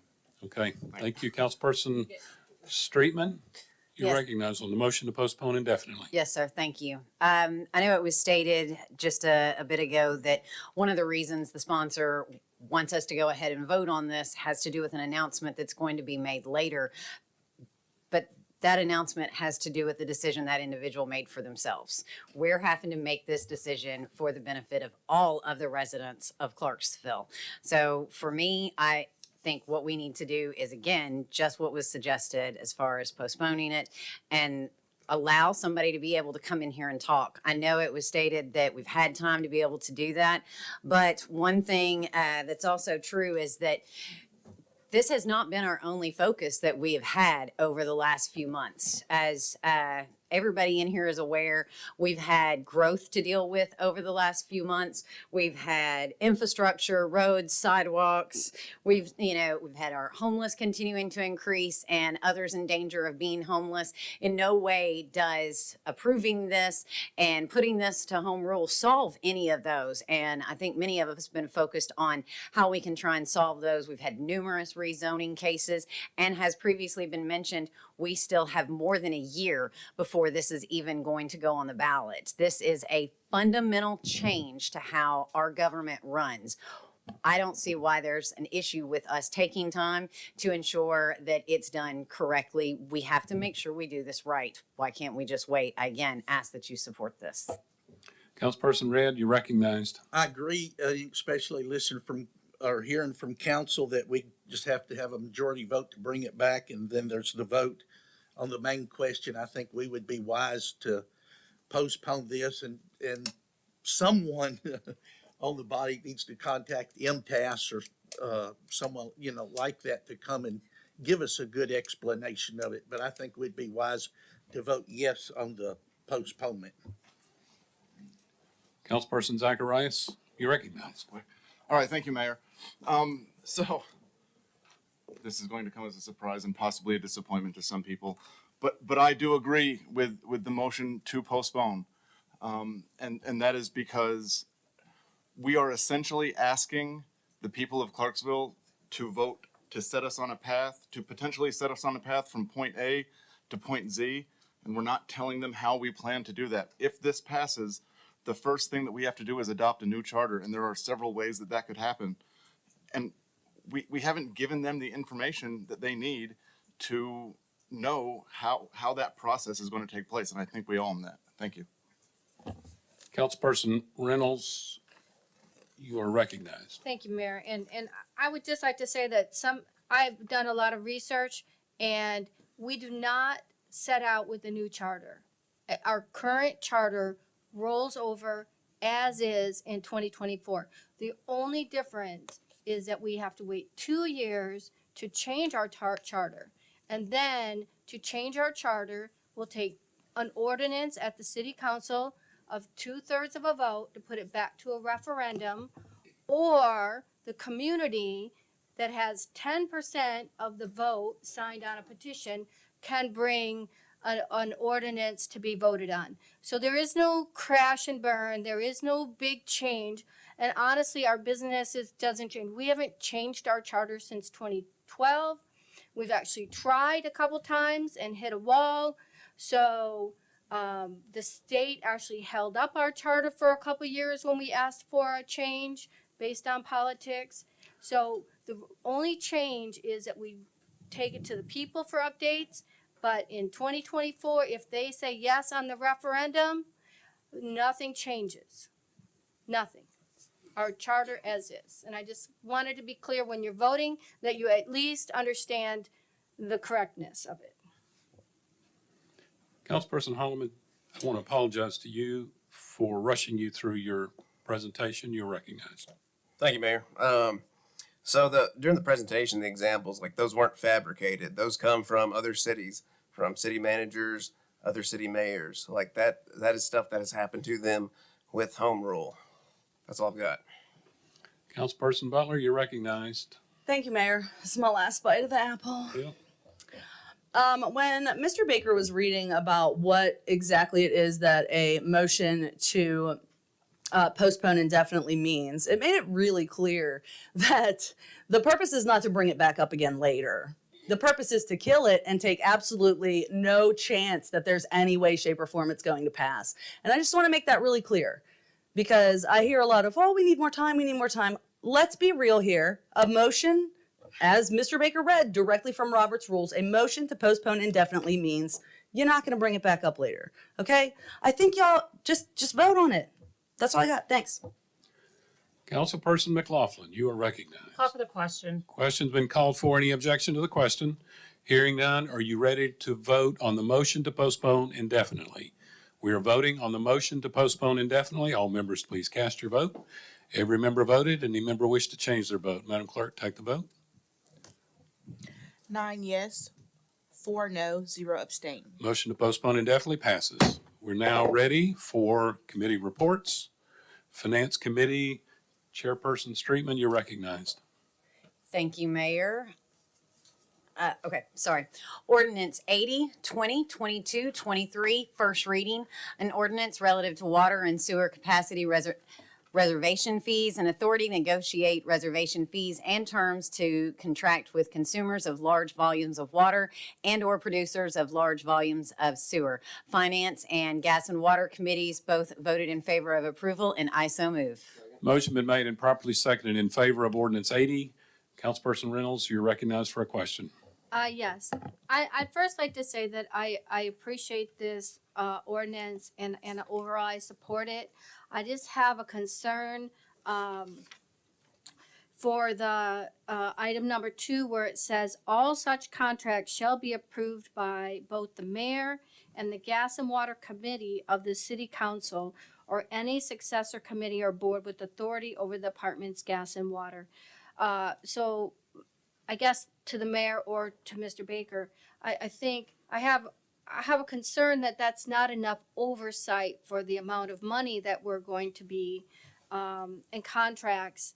And does any other committee actually have that authority without having to bring it to the council? I will ask Mr. Riggins, no?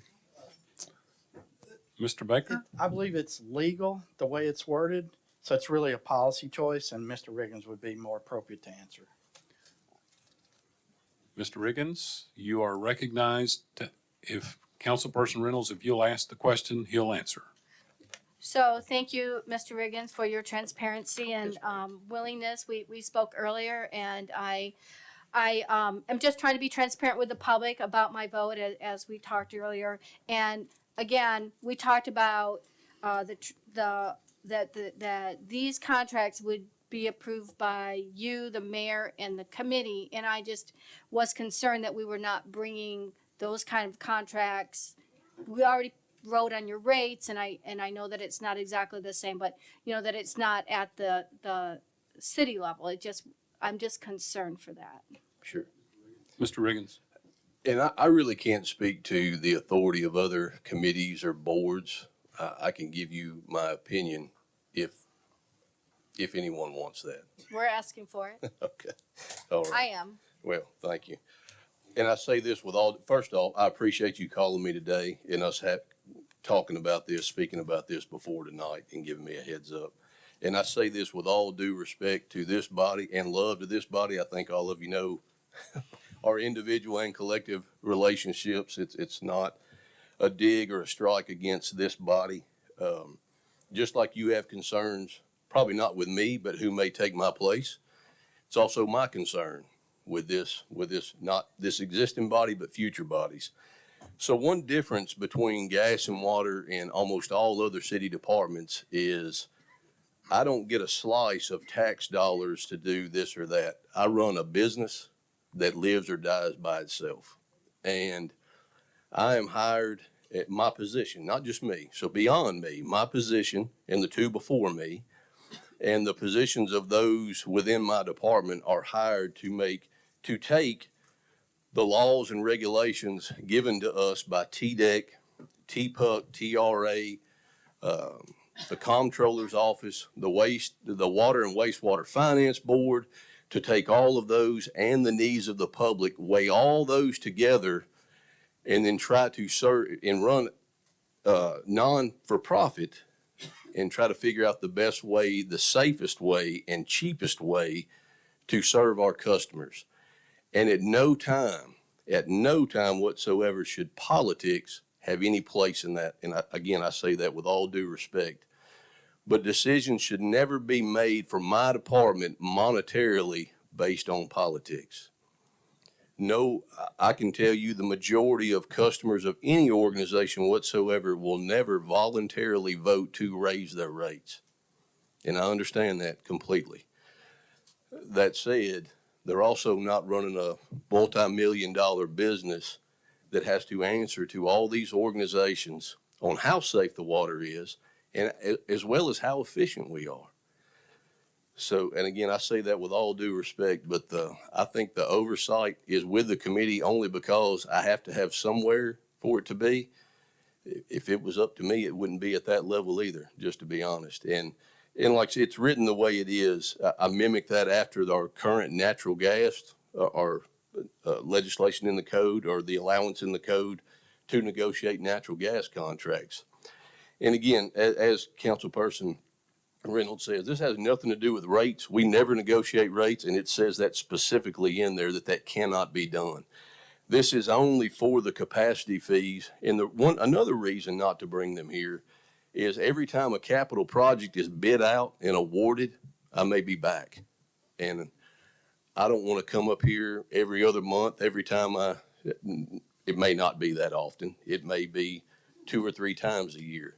But I would rather not come before this body than have to do that. I would rather leave that with my position and the other experts within my department, who, again, everything we do, we still have to answer to this body at budget time, but also have to answer to the state, more importantly. And what control that I think I have and this body thinks you have, like we discussed today, we think we have. If we don't do it right, the state will do it right for us. I can promise you that. That's Councilperson Reynolds. Yes. Well, as we said, this conversation isn't about the current.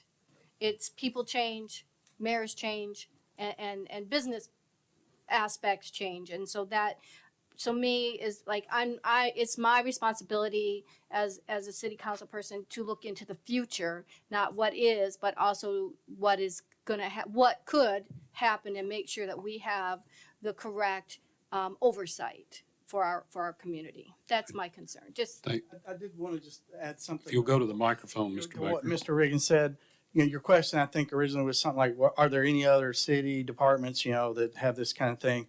And it just occurred to me, CDE, the Clarksville Department of Electricity, of course, they are governed by a Right, separate board. separate. And the Gas and Water Committee, in a lot of ways, kind of mimics and has the same kind of oversight authority as the board, but all contracts are approved only at the power board level and not any higher or any further. The only other point I would add too, just to keep in mind, and I know y'all know this, but this is kind of just for the record, this legislation obviously does not change the charter requirement that all contracts still have to be signed by the mayor, and that's true for CDE as well. Okay. Councilperson Smith, a question for Mr. Riggins or just a question about the ordinance? Mr. Riggins, please. Go ahead. I would just like to make a statement, Mayor, concerning the concerns of one of the city council persons. I believe that we can have faith in our mayor, even those that are coming in, because we wouldn't vote him in. And I also believe that anything, if the mayors knew, that he would also go to the city attorney to make sure things are in order. And also, we can also be happy to know that audits are always done on our departments to make sure things are going well. And I would like to say that we're not putting politics into anything, for we are legislators, and it is our job, as she said, to look, to make sure things are going right. So, no disrespect, but we're not politicians. I don't call myself a politician, but I say I'm a stateswoman, and that's our job, to look in to make sure that we're doing what is right for the citizens and this city. And so we thank you for what you do, Mr. Reagan. Thank you. Thank you, Mr. Riggins. Thank you, Mayor. Anyone else? Seeing none, hearing none, are you ready to vote on ordinance 80? All members, please cast your vote. Every member voted. Any member wish to change their vote? Madam Clerk, take the vote. 13 yes, 0 no, 0 abstain. Ordinance 80 is adopted. First reading. Chairperson Streetman, you're recognized. Thank you, Mayor. Ordinance 81, 2022, 23, first reading. An ordinance amending the operating budgets for fiscal year 2023 for governmental funds. Ordinance 146, 2021, 22, to add additional funding to the Capital Projects Fund. Finance Committee voted in favor of approval, and I so move. Motion been made and properly seconded in favor of ordinance 81. Any comment or question? Seeing none, hearing none, are you ready to vote? All members, please cast your vote. Every member voted. Any member wish to change their vote? Madam Clerk, take the vote.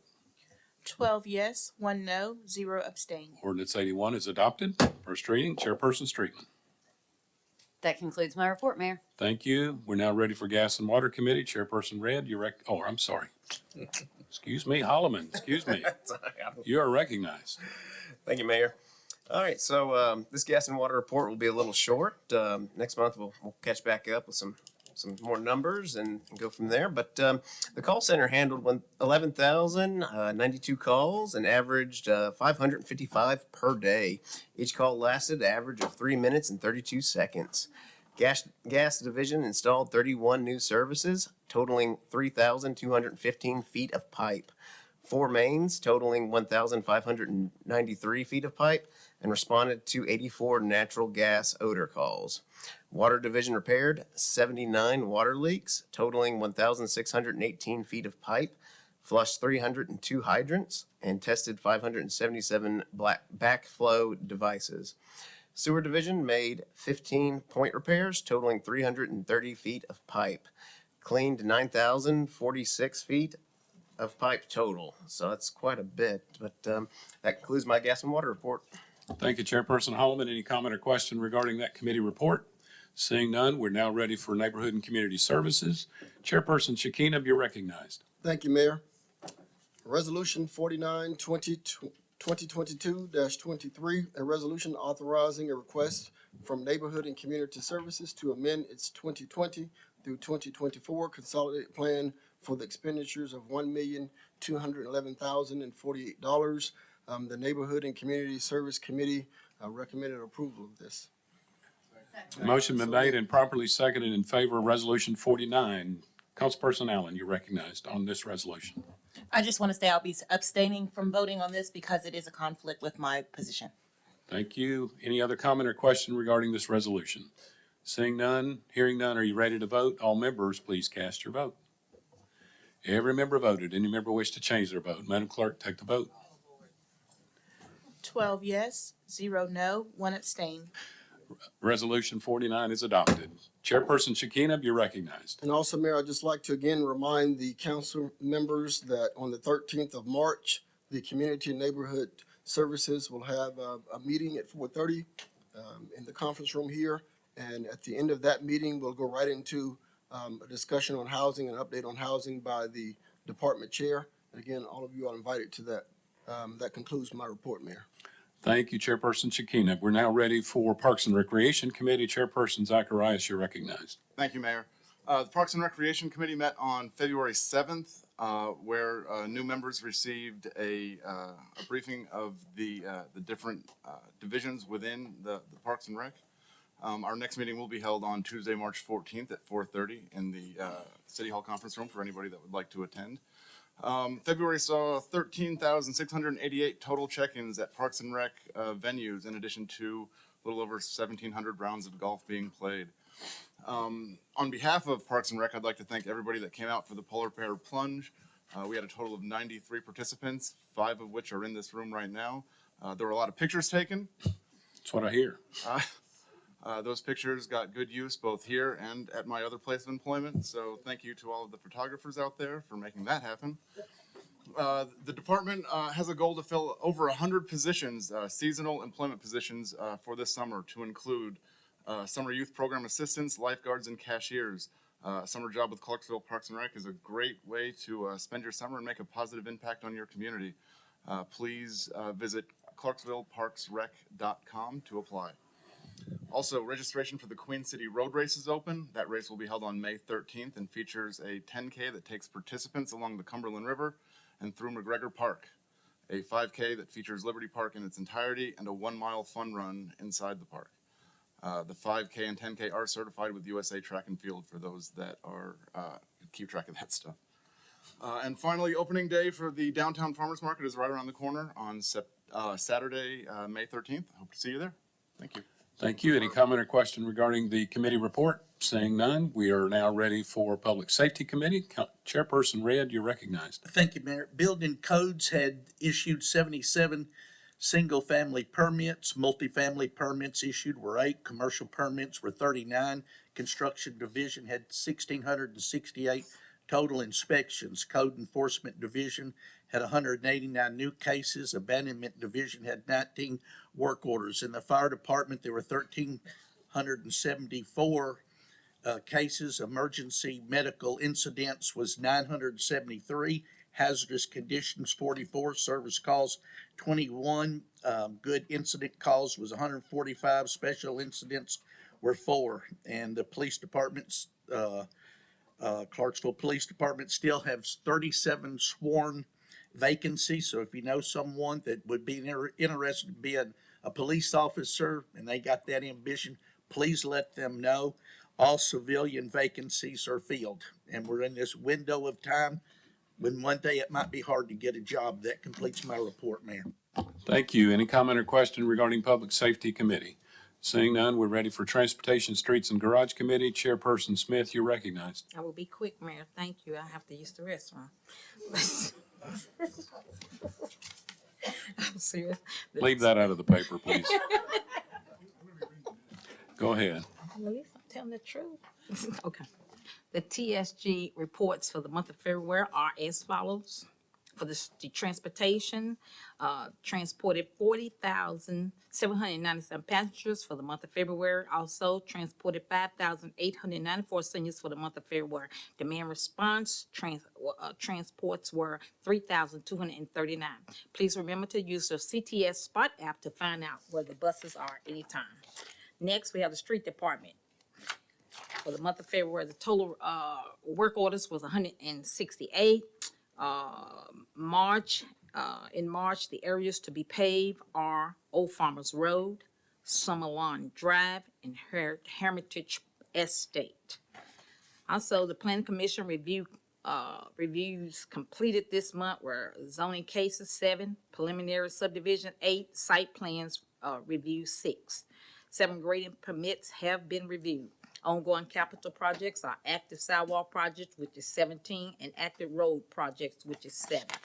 And the street department has spent 72% of the budget thus far. We will now move on to the city garage. The total number of work hours was 332. The total number of work orders is 332. The total number of work hours is 595.90. Okay, so we'll skip on down to the gas. The unleaded gas decreased.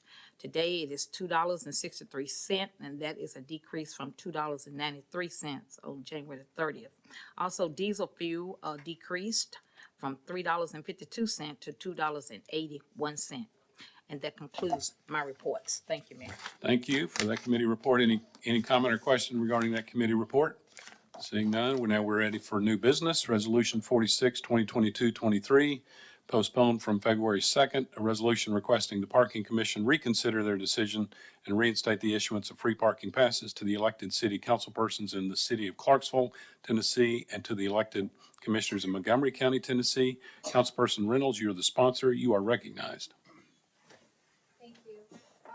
On the advice of council, I will in a moment motion for approval and request that I not receive a second.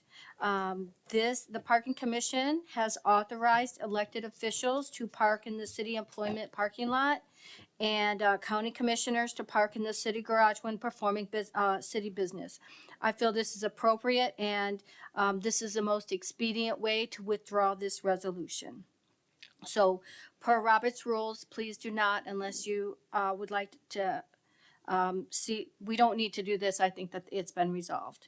So I motion to accept resolution 46, 2022-23. Motion been made. Do I hear a second? Fails for lack of a second. We're now ready for mayor and council member comments. Councilperson Butler, I'm going to give you the honors. You're recognized.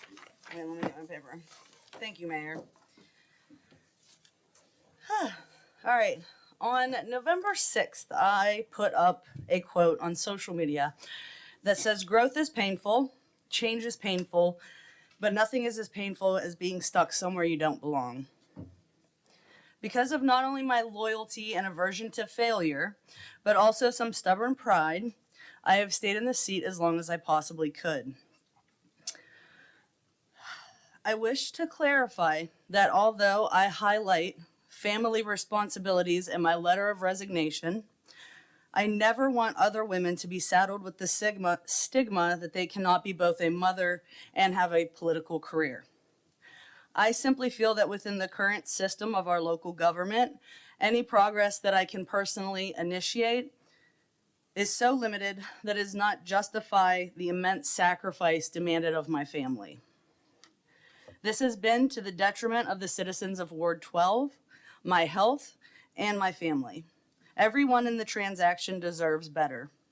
Because of this, I delivered a formal resignation to City Hall on Monday, and its effective date is 7 April 2023. I just want to say thank you to Clarksville and especially to the voters in Ward 12 for their confidence and giving me the opportunity to serve again.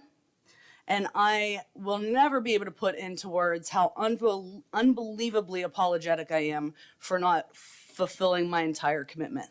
Thank you. Councilperson Allen, you're recognized for comments. Well, I sure hate that, Councilperson Butler. We will miss you. But I just want you guys to know, since I have a mic in front of me, I don't have a grandbaby yet. Oliver decided not to come yet. No, he didn't. Okay. Councilperson Zacharias, you're recognized. Thank you, Mayor. I just have to take a moment to thank, and I'm going to say her name. You can yell. Go ahead. You can in comments. Councilperson Butler for everything that she has done for the city of Clarksville and for this council.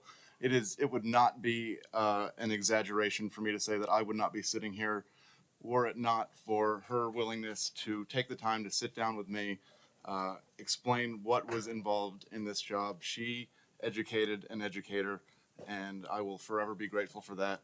I wish you the best of luck, and keep being you. Thank you.